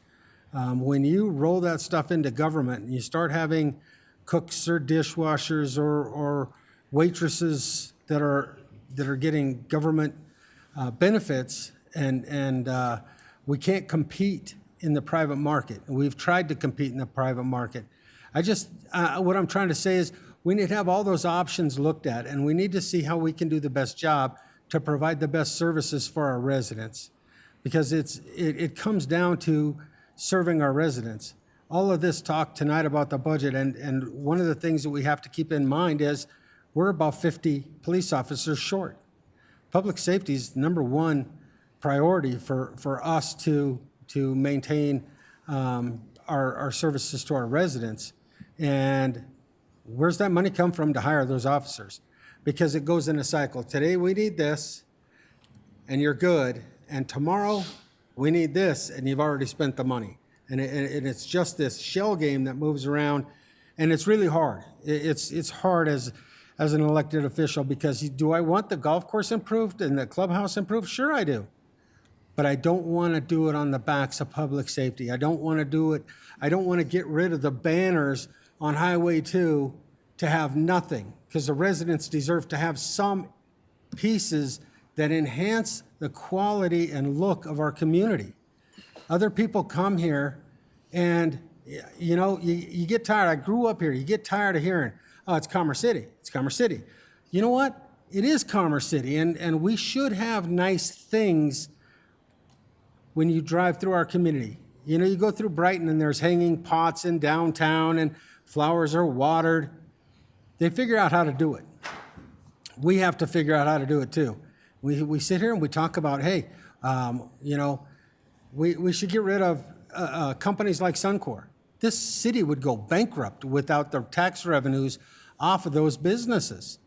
And so at the end of the day, our job is to try to enhance the community for our residents and enhance the services. And instead, tonight, I get frustrated because sit up here listening to how we can take away services to enhance employment to the city. And I know I'm going out of office, and that's fine with me, but I still am here for the citizens of Commerce City. City Manager Rogers. Thank you for that, Mayor. I just want to share, you know, when we were talking about the contract mowing, you all may remember back in the winter of 2022, some of you all may remember, there was a $2 to $3 million budget appropriation that went towards a number of different things for community appearance. And that contract mowing was a portion of that. That portion was around $352,000 that we have budgeted on an annual basis with that contractor. So if we were to do away or to reduce that, it would be somewhere between $0 to $352,000 from that contract mowing that you find right now along some of our major thoroughfares and/or open spaces. That's currently provided for that. When we talk about bringing things in-house, janitorial services is a prime example of that. We brought that in-house. That has doubled our cost, so we've had to increase our budget for that janitorial service, and I believe that number went from $700,000 when we were contracting that to 1.4, because now we're providing salaries and benefits of those individuals that are providing that for our facilities. I'm not saying that we do away with it, right? People are gainfully employed. They are operating within our spaces. But, deliberate action was taken in understanding the numbers that were key versus bringing that in-house. And that decision was made with some level of intentionality that we are now having to manage with an increased expectation when we've made that decision. And that's why I say, once again, it's balancing between growth in need of expectations of operations, that being a prime example, versus what is in the sense of tightening our belts. And there's always going to be trade-offs one way or the other. Thank you. Councilmember Chacon? Yes, thank you. I believe in tightening our belts. But again, as I was mentioning earlier, and why it was so important to also see this as a cumulative impact over 5 years when we're looking at projects, and also an equity analysis of cumulative impact. Just looking here at the revised yes decision packages, if we had a form of equity analysis that we actually looked at the quality of life, we'd be able to kind of pick certain things out as well too, that we can actually filter what's going to benefit our community, because we do need to live in reality. This is only going to get worse, and it's going to get worse on the most vulnerable populations with Commerce City houses. So looking at the continuation of RTD Eco Pass benefit, I think that is a form of equity. And one thing I always want to highlight, especially with Commerce City, quality of a community does not always guarantee that it prioritizes equity. Yes, public safety is incredibly important, but part of public safety is also making sure that our most vulnerable communities are taken care of past just the police. So it is unfortunate that we would go bankrupt because we don't have Suncor, but that's because we're an incredibly expensive city to come and clean up again and then attract new spaces. So being able to look at a scope of a budget for 5 years, it also tells us where we're not being efficient in certain forms of budgeting to attract not just retail, but hospitals, but higher education schools, people that want to invest in our community because we are so expensive to clean up. So I really ask that when we're looking at these budgets, it's not just quality of life or quality of a community for a lifetime, but equity prioritizing that quality of life for a community for a lifetime. And that's what I think we are also missing in this space, to where we're having our community having to decide CIP projects for less than what we originally wanted for, let's say, the million we approve. But how are we prioritizing? Is it just always ADAs? Because to Councilmember Madera's point, we're not seeing where we could actually be prioritizing when it's going to get worse in the next few years, what's already really bad right now. So I would ask that there needs to be some level of a fiscal comparison of an equity analysis with this budget. And it does mean looking at these revised yes packages about what does equity look like. It's been done before. It's Isha's. I've approved it in other spaces for environmental concerns. I know that it can be done in this space too, at least to have that side-by-side comparison.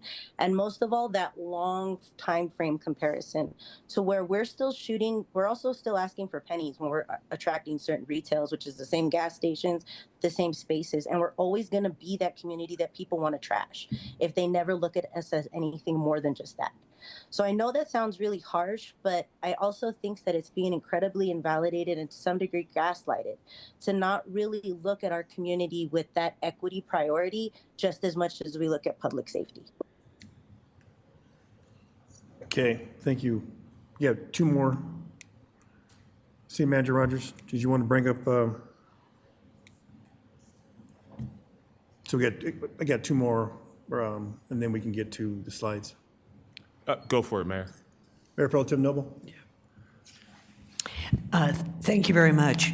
I agree with Councilmember Ford that eliminating the golf course is the last thing we should be thinking about. I was speaking to someone over the weekend who wondered why we as a city compete with restaurants in the area by operating a restaurant. So I think that it would make more sense for an outside group to actually run the restaurant than for us to get rid of the clubhouse. I'm sorry, to get rid of the golf course, or to sell it or have someone else take over. Taking over might be a possibility, but we've already spent so much money on it. I don't imagine that there's much more that we can do at this point. I appreciate that Councilmember Madera has been ask about salaries. I think it was 46 million in salaries and over 50-some million with benefits. And I had asked about salaries previously because I think that's one area that we could look at in terms of thinking lean. And it was suggested to me that I would have to Cora the information, and then someone else suggested at the desk that it was actually public record. And it turns out, lo and behold, it is public record. You can go to govsalaries.com, and it lists every salary of every community, from the highest salary down to the lowest. I also compared with two cities that were similar to us in size. That was Castle Rock and Grand Junction. And their senior staff only had 3 people as opposed to 6. And I remember when I first came on council that directors were more empowered. They didn't have an extra layer between themselves and the deputy city managers or the city manager. So I think that that might be somewhere to look at where we could become more lean and figure out the necessities for those positions as well. Thank you. Councilmember Teeter, did you have something? No. Okay. All right, City Manager Rogers? I have no response to that comment, Mayor, given that that's operational. No. I'm calling you next. You wanted to bring up slide 16?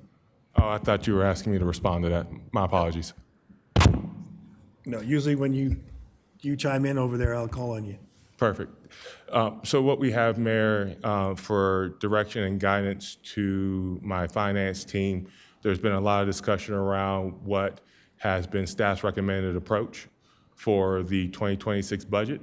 What you have and what I would like to do is to kind of walk through if there is, once again, the surplus fleet management fund balance transfer, the budget exercise to reduce with no service impacts, the budgeting for vacancy savings, the right sizing of public safety overtime accounts, the reduction of yes decision packages, the increase in sales tax projection. Quite honestly, those are ones that I have within my sphere of control to be able to move forward administratively.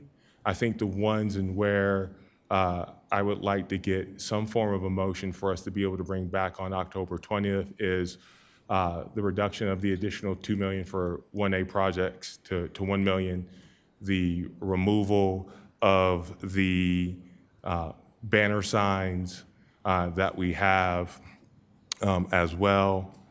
And then, if I'm not mistaken, a forward-looking evaluation that would come after the adoption of the budget, because we would have to assess, would be the reduction in contract mowing. With that motion, this will give us an ability to continue to finalize the budget in preparation.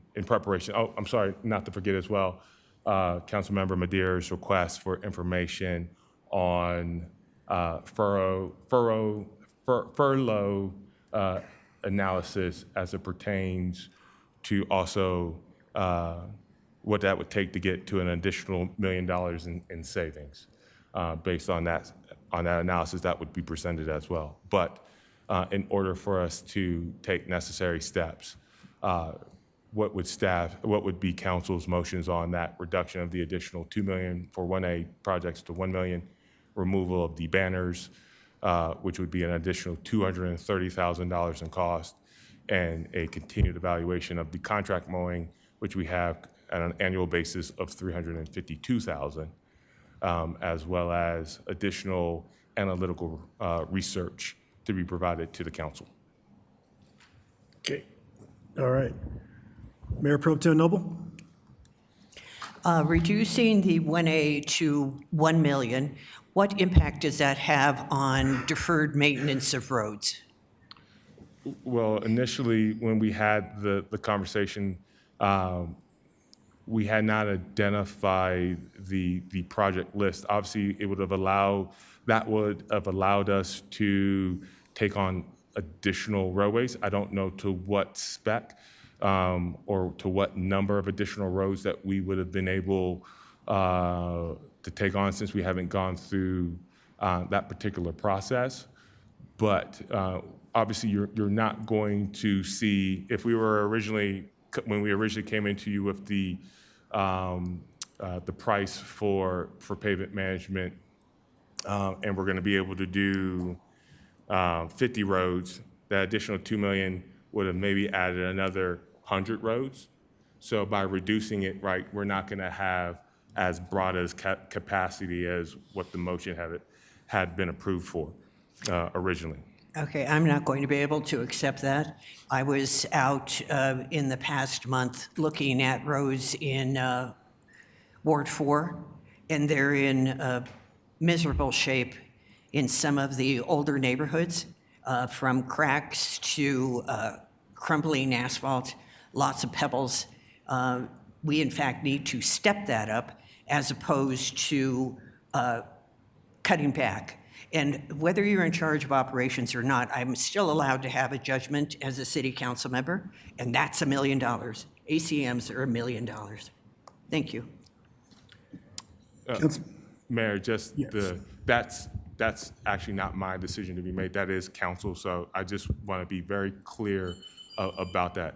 To that, outside services and streets is around 1.1 million, right? We would be increasing that.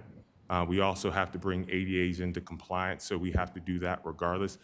Once again, simply stating, any reduction is not going to have as broad a capacity as what was initially, or right beyond the original. You'll still have capacity. It won't be as expansive as was approved on July 21st. I can't tell you what that number is, but obviously it will be less than what was walking out of that meeting back in July. Okay, thank you.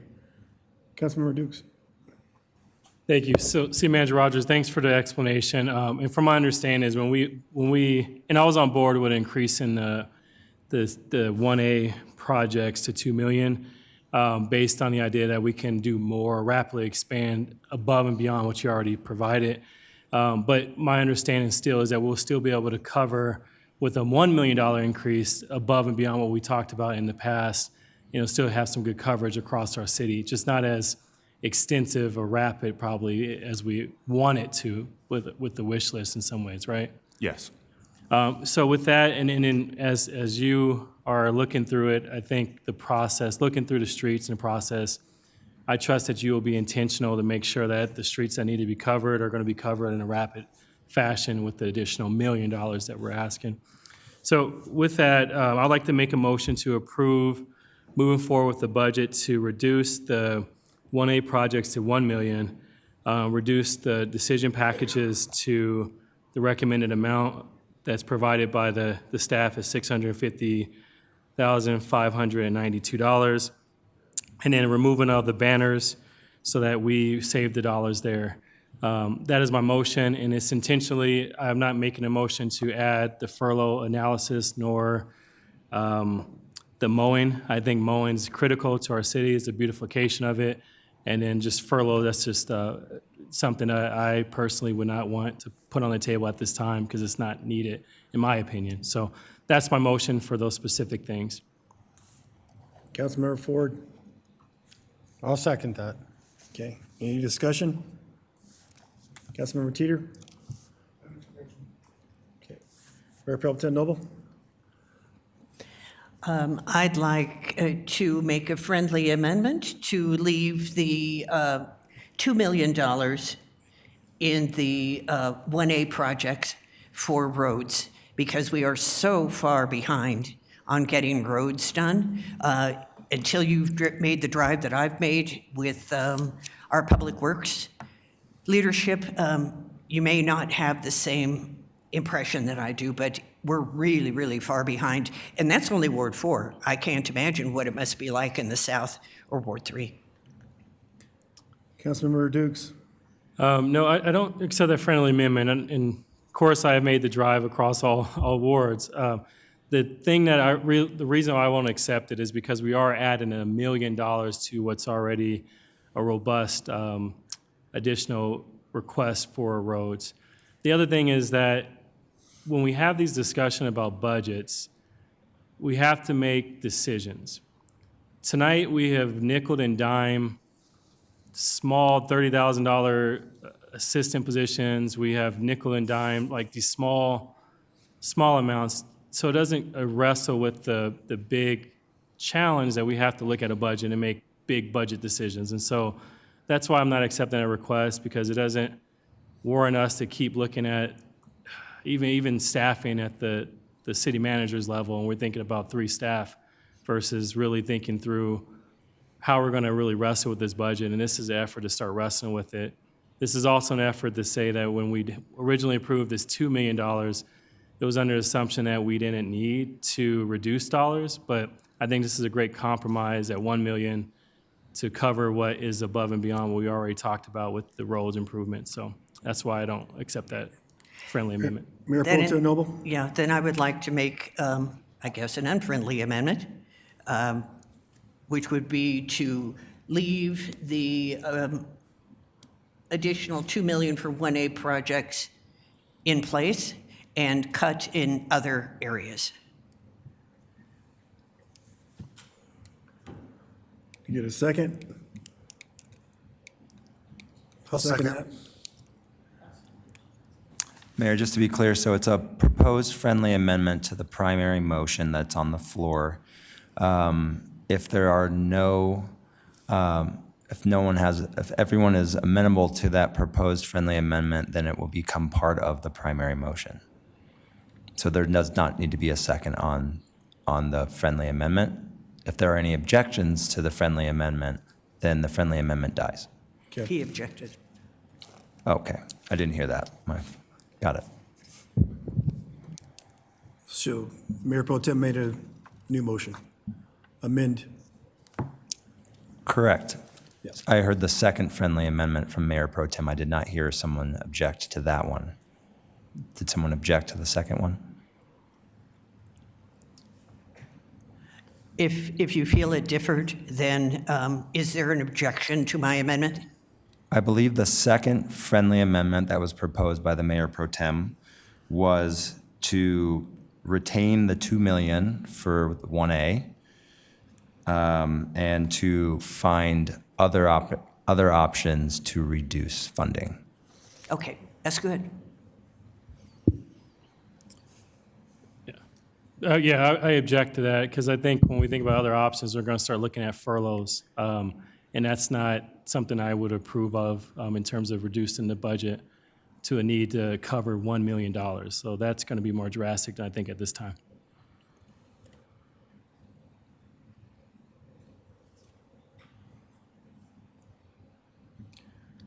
So we are back to the primary motion. Okay, did you want to want to amend the motion? Okay, I'm getting confused now, Mr. Zarzaki. No problem. So we have a primary motion made by Councilmember Dukes. Uh-huh. which And would- I made a motion for an amendment, and it can be an unfriendly amendment if I get a second for it and we can vote on it separately. And I seconded Council. Yeah. Okay. Mayor Pro Tem's. Understood. So there is a motion then on the floor to amend the primary Yes. motion. Understood. I'm sorry, I interpret that No, as it a was. second proposed It friendly was the amendment. way the language was about, so you're right. Got it. So it has been seconded by Councilmember Madera. Understood. So for everyone, there is a motion on the floor to amend the primary motion. Would you like to restate the motion to amend? My motion to amend is to keep the $2 million for 1A projects and find other areas to reduce the budget.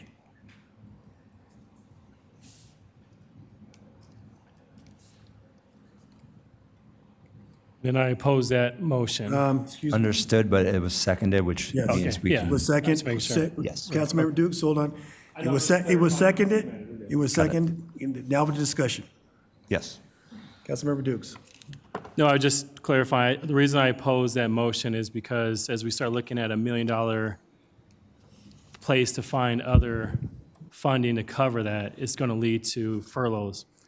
And as far as my personal experience and experience in furloughs as a city employee in the past, it is disruptive to families, it's disruptive to our city employees, and it's not where we need to go at this point when we're thinking about cutting $1 million. Just based on our budget where we're at, that's not an option I think we need to put on the table at this point. Councilmember Douglas.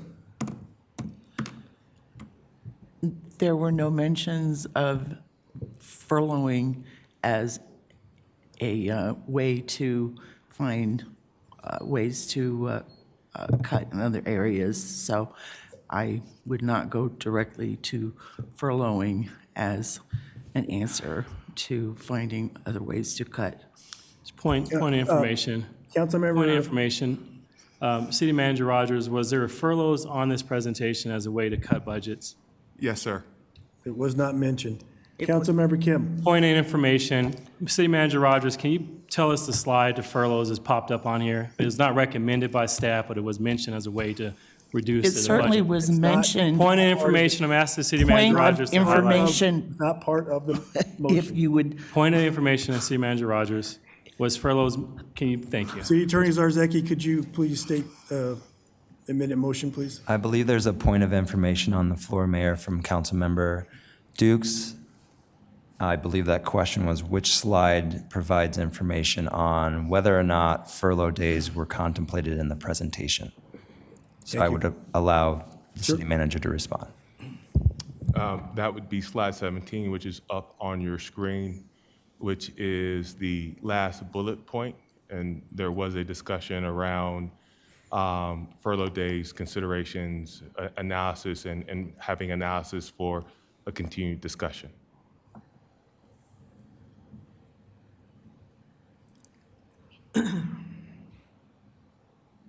may I respond? Councilmember Douglas. My point was that furloughs were not asked to be made as part of the way to cut. It was said to be in other areas, so it was not distinctly mentioned as an answer for knowing where to cut it. And that's why I pointed it out.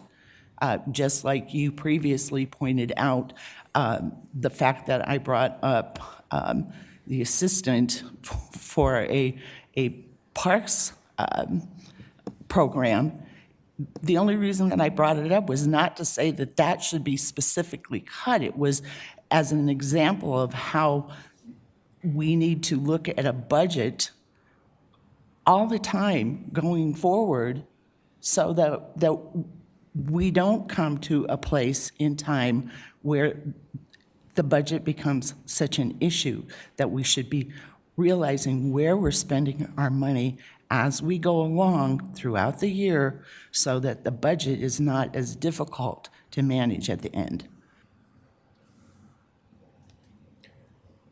Councilmember Adira. Yeah, I believe Mayor Pro Tem's motion was broad enough to not specifically call out furloughs. You know, if we're looking at everything, it's just making sure that there's no stone unturned, right, where we can find savings in the budget, because year after year, we've increased the expenditures, and, you know, there has to be room outside of furloughs to find ways to offset the budget. And, you know, for me, I know it wasn't a recommendation for furloughs, but it seems like we weren't given the analysis behind why it was recommended that those weren't recommended right now, other than, you know, we aren't to that point yet. So, you know, if we're not to that point yet, let's find other places. Maybe it's vacancies that we can go without filling. Is there, you know, other areas where we could be more efficient, and just really, you know, continue to provide that analysis and see what the options are. until you have all the options set in front of you.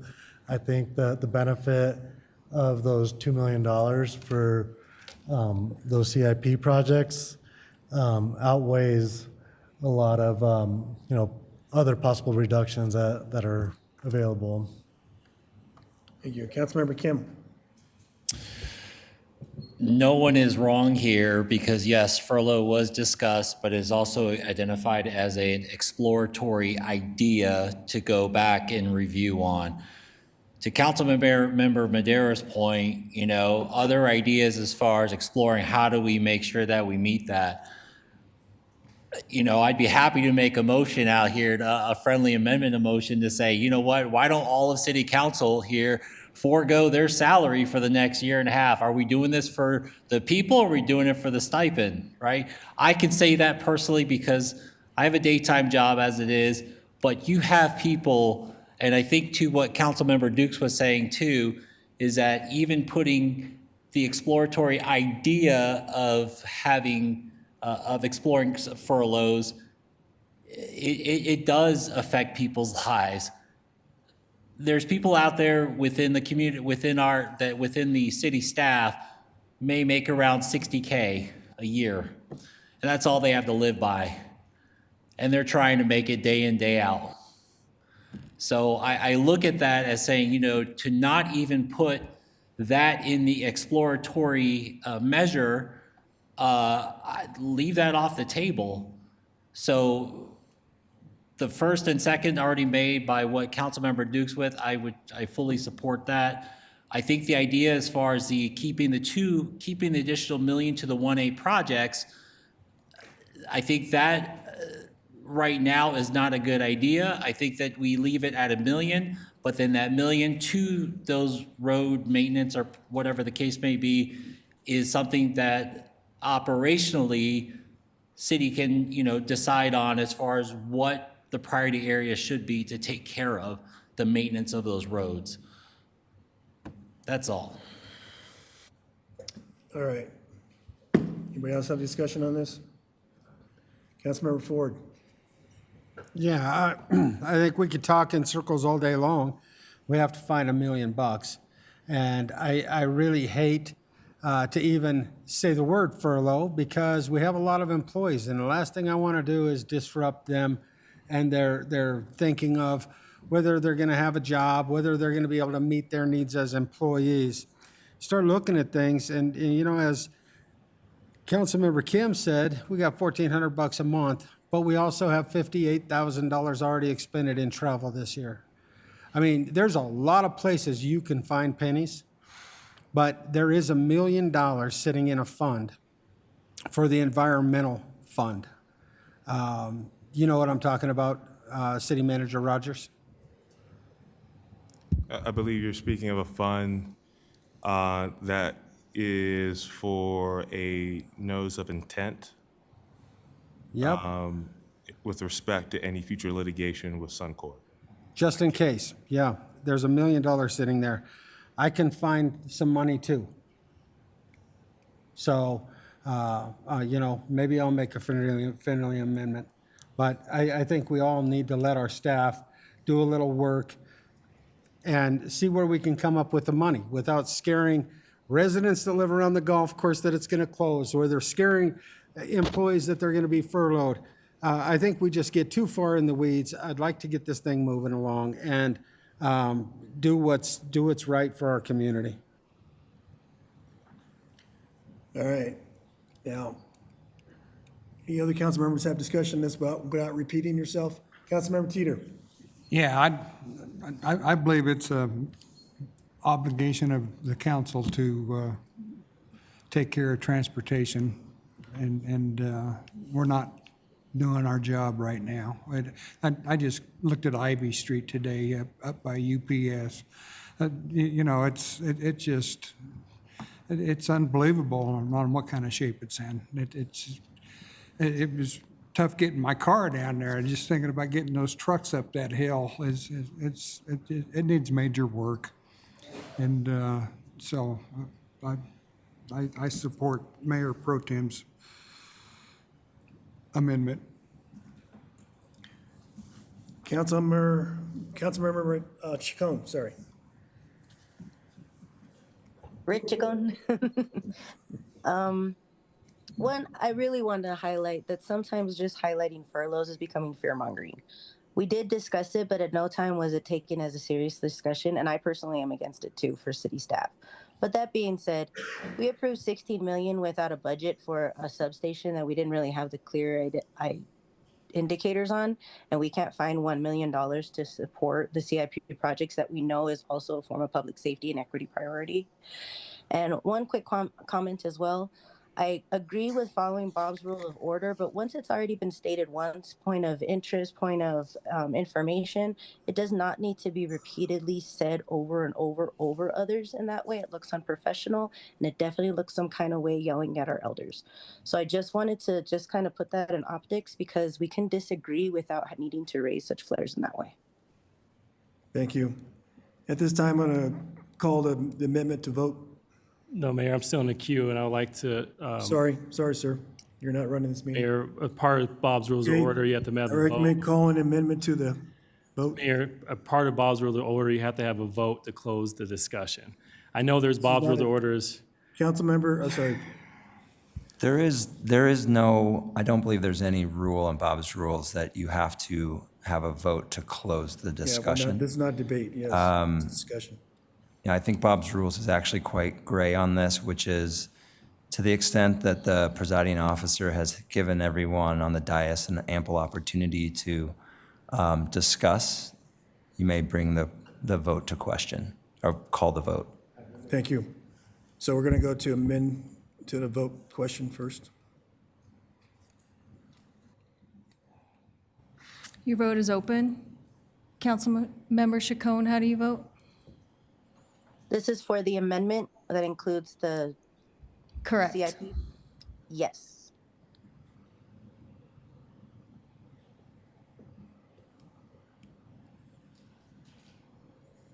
Councilmember Kim, how do you vote? Can I get clarification really quick? Yes. This is the amendment to include the 2 million. Correct. This is the amendment to include the 2 million for the 1A projects and to find other areas to reduce the budget by 1 million.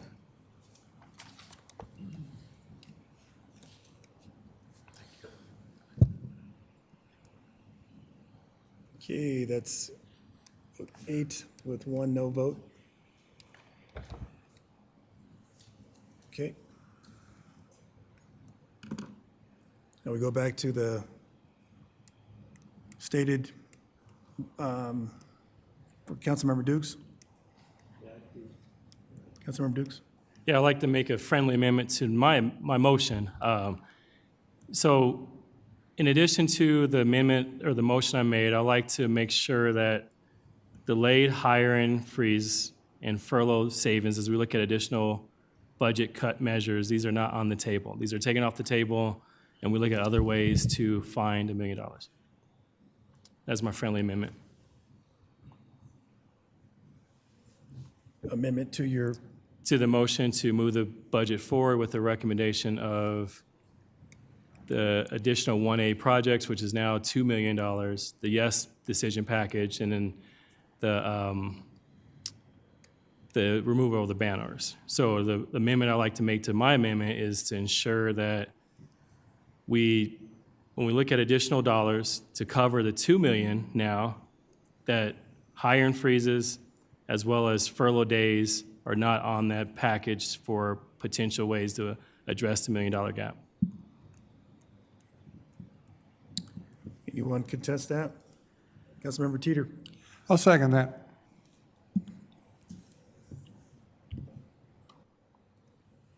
Any discussion? Just to be clear, I believe you said this is a proposed friendly amendment. Friendly amendment. Which words matter greatly here. So it's a friendly amendment. So the friendly amendment is on the floor. If anyone objects, now would be the time to object to it. Mayor Pro Tem Noble? I would like to know what the opposition is to a hiring freeze. So opposition to hire and freeze is, I do not want to handcuff our city managers and their operational staff on being able to make decisions when they need additional staff as needed. I trust their expertise and trust their decision-making, that they're not just gonna hire people willy-nilly, knowing that we need to look at our budget. And so that's why I don't want to have that on the table, as well as delay hiring, because there might be folks in the queue at this point. So those are my points for opposition to that. City Manager Rogers? I think it's just important for you all to have a comprehensive picture of where your motions are kind of leading the evaluation for staff, right? So a reduction by $1 million, that's fine, important. What you have on that slide is the exercise that the city staff has already done in reducing its operations without service impacts to the community. So any additional tightening of the belt, right sizing, will have impacts to the community, whether that is a consideration of delayed hirings, hiring freezes, and reduction of our existing base services. It will have an impact. And I just want you all to be aware that that is a choice that we are willing to go evaluate and put in front of you to get towards that $1 million. Because those positions that we're talking about that have been appropriated, some of those have been appropriated across departments for the last 3 to 4 years or more so, that have either turned over and are in the process, and or to be added. Well, actually, we're not adding that many positions with the budget enhancements and trying to focus on one time, but understand that we will go back, we will identify in each department what those cuts are to get to that 1 million, but there will be an assignable impact in real life to the community with level of service.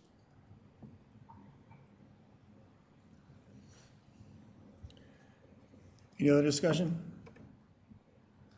Councilmember Derrick, did you have something?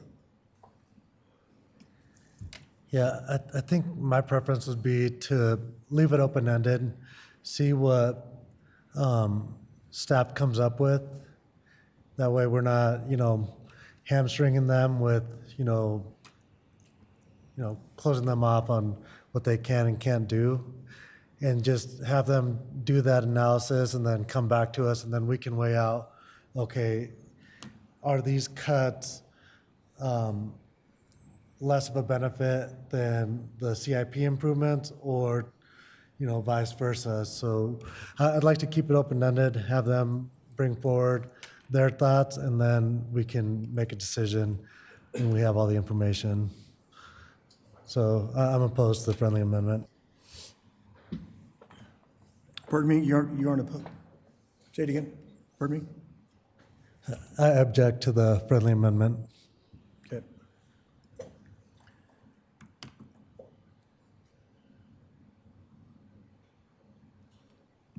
All right.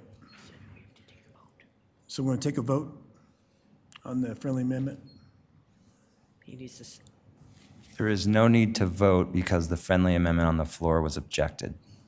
So that friendly amendment dies. Okay, sorry, I thought there had It's a okay. second. Gotcha. That's why I'm here.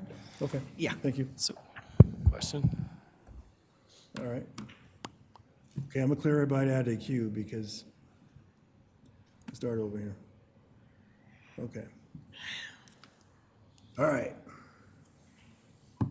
So here's a friendly amendment to cut $1 million. How about I'm cutting $1 million out of the 16 point something million dollars that was allocated to the police station.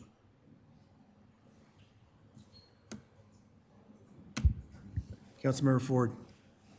I object. Okay. All right. If I may, Mayor, I know you all are trying to find an additional $1 million. Once again, this was a proposal for you, your consideration of that helps to right size. You have the funds available in the unassigned, not saying that you have to use it. my policy question goes back to whether you hire, there's a hiring freeze or whether there is a tightening, even more so with that budget reduction exercise. Is there a desire or not a desire for an impact to the community? Because there will be one that will be felt either way, respectfully. So the question is, the threshold question, do you want us to take that level of a cut that will be felt within our business, our residential, or our visiting community to Commerce City? Okay. Mayor Pro Tem Noble. Yeah. Thank you very much, Mayor. I think that this was addressed earlier by Councilmember Bandera, and I appreciate it. He asked for staff to come back with information as opposed to opinion. So if you can provide us with the information, then we can evaluate that information. Thank you. I appreciate that, Mayor. I would appreciate a better temperament and tone in a response. I did not appreciate that. Okay. So my understanding is there's $1 million in unassigned funds that we can to pull that into to cover that. You currently have $24,477,359 in unassigned general fund balance. You could use an additional to cover that, which would bring that down to $23,477,359. Generally speaking, once again, you had all asked us back at the end of July to come back with you on a budget exercise in which we would look at what we could do operationally, but also, are there anything else that would also evaluate impacts? I say that broadly. That's what we presented to you. All of these are options. Some of these that I can do, and we've outlined what we could do administratively, and then there's some, if you wanted to do so, you could. Doesn't necessarily mean that you need to address that. So while I share it's not an opinion, it's a fact that there will be real life impacts to our members of our community. And if that is something that you all want us to evaluate, because right now we have not evaluated impacts to our community outside of big ticket projects, dollar amounts that would cover, further cover the gap. Right. And I do appreciate that. We had that discussion in July, but that didn't wait. So in between that, we had an increase of $16 million to the budget instead of waiting until this time. So I understand, like you said, we could take from the general fund, which would just solve it. We wouldn't have to go through seeing if you could reduce it someplace else. Mayor Pro Tem Noble? I'm seeing the Civic Center remodel. Would it be less expensive to not remodel the second floor for administrative staff and only remodel the first floor for the police department, which we have been asked to do originally? Going back to it, there are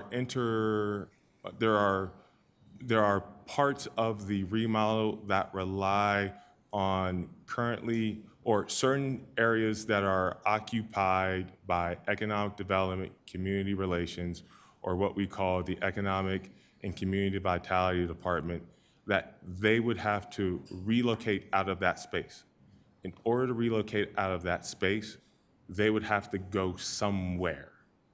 So the remodeling of the first floor would be able to accommodate PD and HR, the city attorney's office.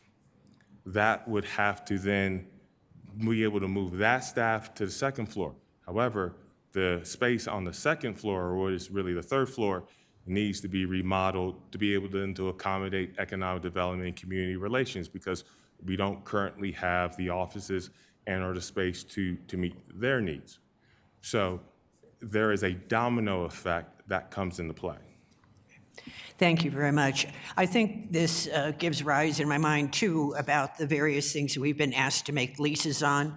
The substation at 104th and Revere, the remodeling of that substation and a lease, the police moving into the Civic Center to make room for it, and then also the discussion of the substation, which has grown in size to police station scale. I think that it would be really helpful to us. It would be helpful to me personally to see a plan, like what is the plan, the long-range plan for these, so that when we're approving these various items over the course of a year, that we understand what the implications are. Thank you very much.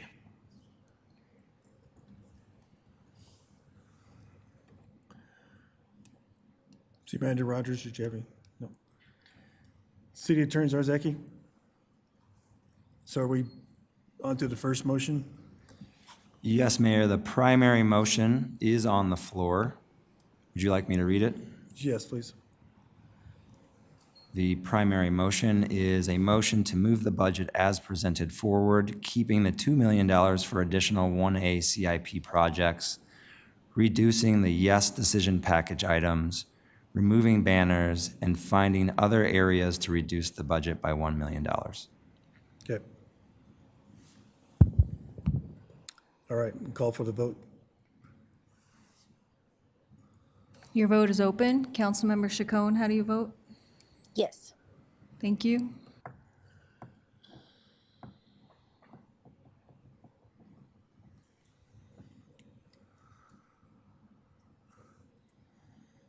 Okay, that passes unanimously. All right.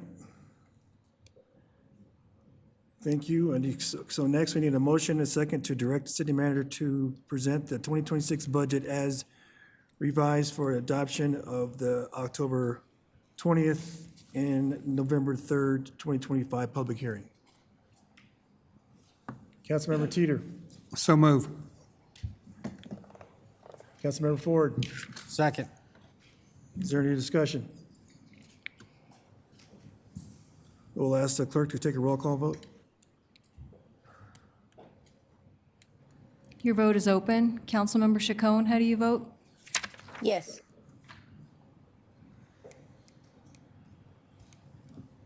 Sorry.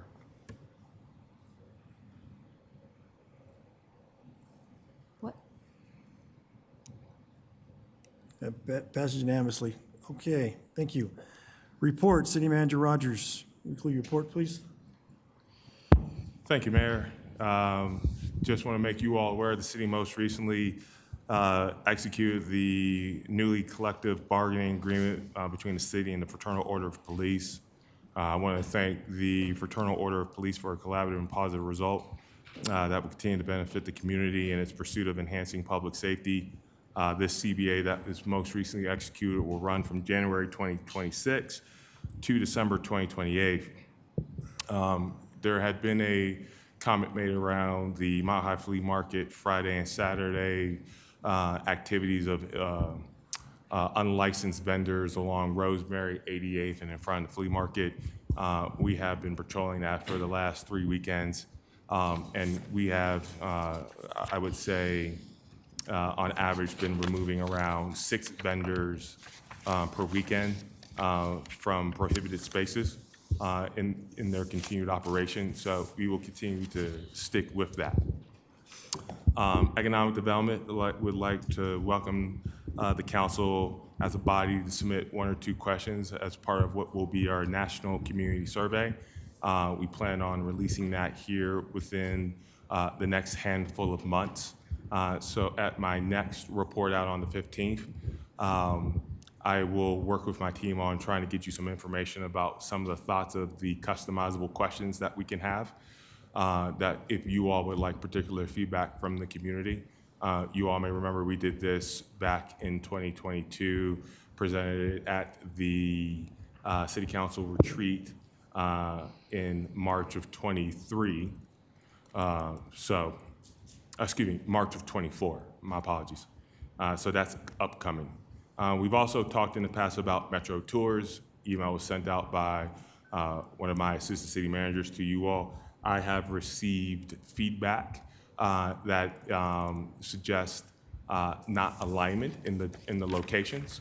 So that will also require me to have to come back to you all as a body to see where you all would like to visit. For instance, I've received Site A versus Site B, so that makes it difficult for us to be able to execute. So I will need to get to some level of finality on that. In the upcoming weeks, Park Maintenance is going to be holding a wildlife restoration volunteer group to plant 12 new trees at Prairie Gateway Open Space. Our park supervisors are researching which trees will survive and thrive in that area, and we hope to be planning and picking those up here this week. Our crews continue with our new accessible ADA sign project, where we installed 2 new handicap signs for a resident in the location of 68th and Albion.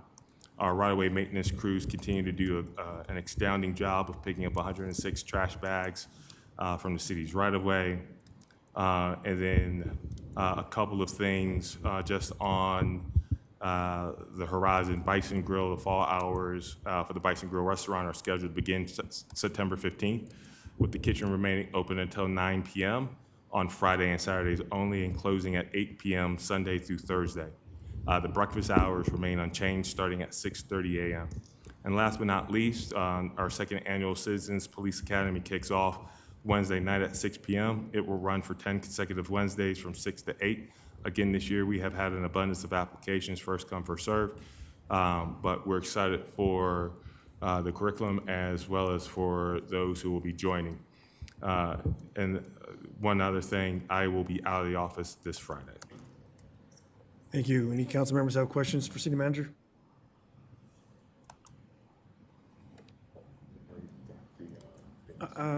City Manager Roger, I had a question for you on the contracts for public trash service and the clubhouse. Yes, sir. Where are those two at? Well, the contracts have been executed, so we're in the design phase for the clubhouse. The contract for the waste refuse has not been completed. We're still working through terms and conditions. I am aware that some of you all have questions or thoughts, maybe wanting to further define some of those terms and conditions and negotiations. So it is my plan to come back to you all at a future executive session to have that discussion. Okay, would that be in the coming month or like October? As it currently stands, we've just completed our initial round of review between our Public Works and our City Attorney's Office. So I would assume that as we receive a response from the initial terms that have been identified in discussion when this was presented to you all, when it's returned back to us, we will have a conversation with you all. Okay, thank you. And I still get 2 or 3 calls a week from Mrs. Bailey. Where are we at with this, an analysis for speed bumps on Olive between 60 and 59th? I can't give you that answer right now, Mayor. I'd have to follow up with you. Okay. All right, thank you. All right. City Attorney Zarzaki. No update from me, Mayor. Thank you. Okay, thank you. Any council members have any reports like to make? Let me remind you, it's time limit of 5 minutes per policy CP 16. Councilmember Kim. Thank you, Mayor. Just last, it's been 2 weeks, hasn't it? So last Tuesday, the 26th, attended it's a community leaders workshop addressing the child care crisis in North Glen. Had the opportunity to meet with other elected officials from other city councils, along with Adams County Commissioner. Then attended the DEI Commission meeting on Wednesday. Then last week attended the Veterans Commission. We didn't have enough people for Youth Commission on Thursday, the 4th, so there was no quorum met. And then attended the re-grand opening of Super Mario. Gentleman lives in our community. He's lived here for a long time. He's taken a lot of my money to basically get windows tinting, car stereo stuff done on all my vehicles. And to what Mr. Rogers said as well recently, the CCPD Citizens Academy is coming up Wednesday, which I will be in attendance. That is all. Thank you. Mayor Pro Tem Noble? Thank you very much, Mayor. I was honored to be part of a Cultivando and Denver Foundation meeting here at City Hall. I thank staff for arranging for the space for them. I thought it was very fruitful. I also have a big thank you to the Public Works staff, especially Jenna Hahn, who is the Director of Public Works, Mike McGoldrick, and David Templeton, all of whom went with me on a caravan, and we were tied together with Teams, with Microsoft Teams, so we could drive around through areas and look at problems on the roads. I had already driven Buffalo Run Buffalo Run from Jasper West, and all the way to the Stampede Park area, and then also the Outlook area. Those were primarily issues with cracks, large cracks. And then we drove the areas of older, I call it original Commerce City, original Reunion, not original Commerce City, which is on the east and west side of Landmark. And that was more a case of problems with rows and pebbles that had broken away because the surface has broken apart in those areas. They haven't been refinished in 13, 14 years. I also attended the Capital Facility Fee Foundation for 27J, but we didn't vote on anything of importance, just the budget. So we didn't give any money away this time. And also Adams County Health Department Health Forum, which was very informative. So thank you very much. Thank you. Councilmember Ford? Thank you. Wanted to report on a couple items. I noticed that the homeless encampment stuff is moving around again. I noticed in Derby, I sent a picture to the city manager, tarps, blankets, all kinds of stuff starting to pile up and makeshift shelters on private property. And I know you have to have the private property owner sign a letter of trespass or something of that nature. I also know it is a code violation. So if they're unwilling to sign a letter of trespass, I'd like to make sure that we are pursuing what we can to get the area cleaned up. It's hard enough to try to improve the opportunity for our residents to utilize our downtown area and then have to battle constant moving of these encampments. I also wanted to report that I was gracious and thankful to be able to invited to a Gabe Evans event at Petrocco Farms with all of the different farmers in the area, talking about how to manage workers for farm workers to be able to come in and be able to be here legally working on these farms. So I want to put a shout out to Gabe Evans for giving me the time to ask him some questions and talk to him about some issues. That's all I have. Thank you. Councilmember Dukes? I just want to mention I was able to go to the ECPAC annual breakfast. This is a great opportunity to learn about what Adams County is doing with early childhood. I found it a great discussion towards what's happening with early childhood challenges across our region. Not only just that, but just the ability to have affordable housing and the cost of living for some of our folks who are looking for childcare, as well as folks who are working in the childcare industry. This is a big issue. I look forward to trying to work with the commission and work with the county to try to solve some of these pretty unique challenges, and that is all. Thank you. Councilmember Douglas? Thank you. Try to get all of this in. I went to the ECPAC annual breakfast and fundraising event as well, and we were a proud sponsor of that event, and it was quite successful and informative. I also attended the Adams County Public Health Forum. It was the third annual forum, and we had phenomenal speakers this year. And so comes down to listening to the community, to understand the needs of community, and to understand that it isn't always about money, that there are ways to serve the public if you take the time to think with some innovation and initiative.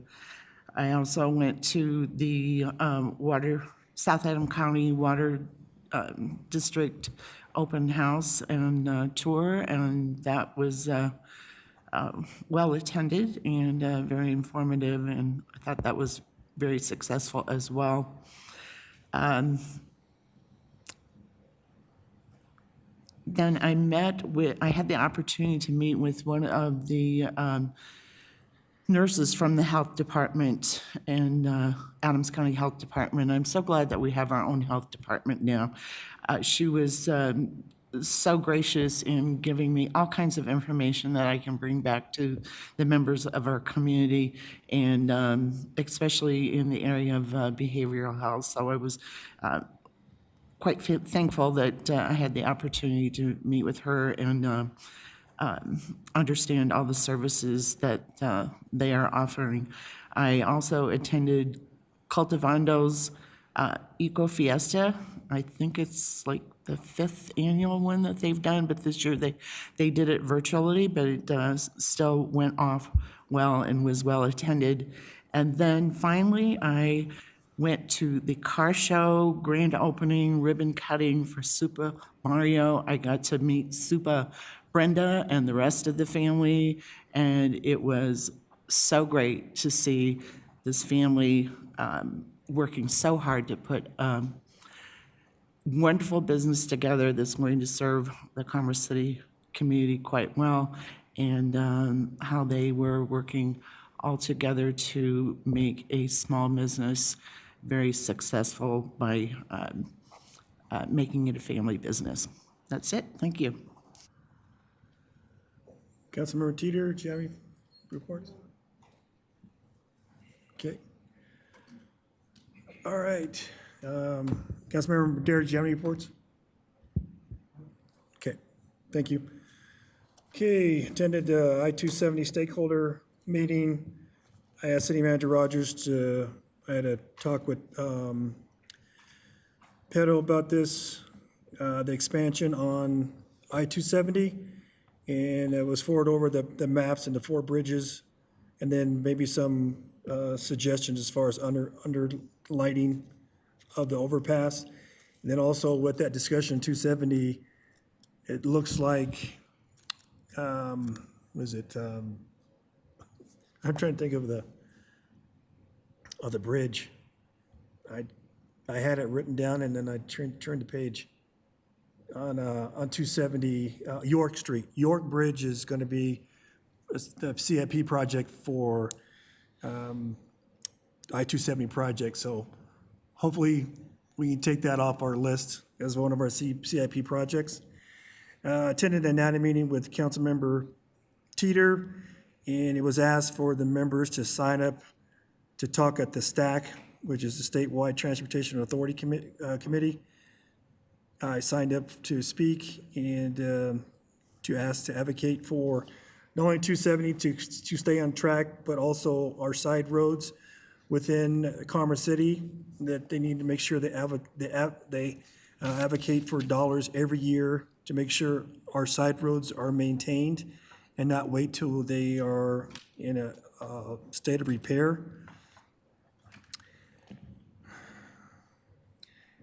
Adams County, I also attended Adams County Public Health Forum as well, and also the Adams County Early Childhood Education, and knowing the impact that we talk about. I know we do have a lot of daycare facilities here in Commerce City, but in Adams County in a whole, they're really far behind. And then not only that, it's also the cost that it's put on families. That is a big burden. Also attended the car show, Super Mario. Thank you, Councilmember Kim, for bringing Super Mario forward. I was at we had a Music in a Park event, and Mario came up to me and asked me if I would like to participate in the ribbon cutting. They have been in Carmen City for 2.5 years, and just to know that the building, they occupy the whole building off 56. They first was on, I believe it's 7081B, and very small office, and they were able to take over the whole space.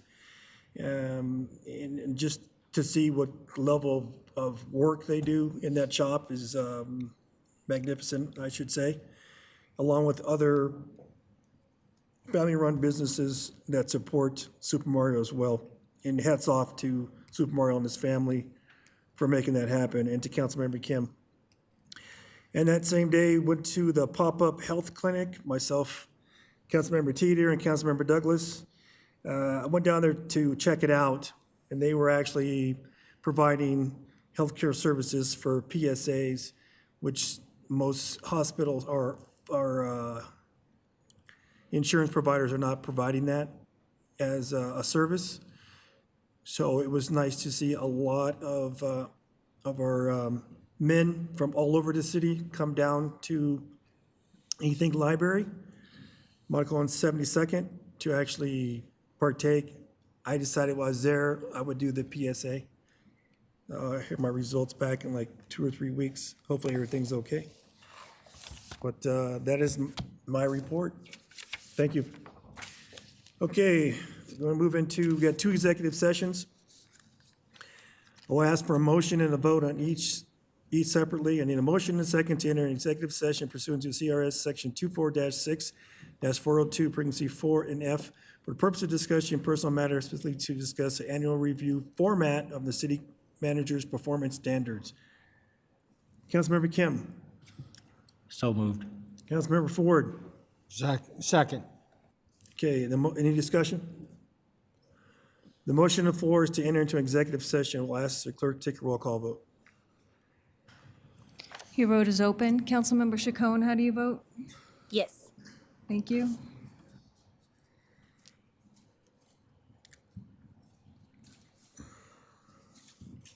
Mayor Pro Tem Noble, how do you vote?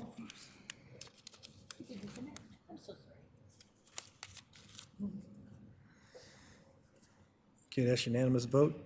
All right, next one, okay, sorry. That's unanimous, thank you, for 9. All right, next one, need a motion and second to enter executive session pursuant to CRS Section 24-6-402, pregnancy 4 and B, and 24-6-402, pregnancy 4 and E, to conference with the attorney for the city for the purpose of receiving legal advice on specific legal questions to determine position related to a former employee that may be subject to negotiation development strategies for negotiation and instructing negotiator. Is there, that's my motion. Motion on the floor. Councilmember Teeter. So move. Councilmember Kim. Second. All right. Any discussion? The motion on the floor is to enter an executive session. I'll ask the clerk to take a roll call vote. Your vote is open. Councilmember Chacon, how do you vote? Yes. Thank you.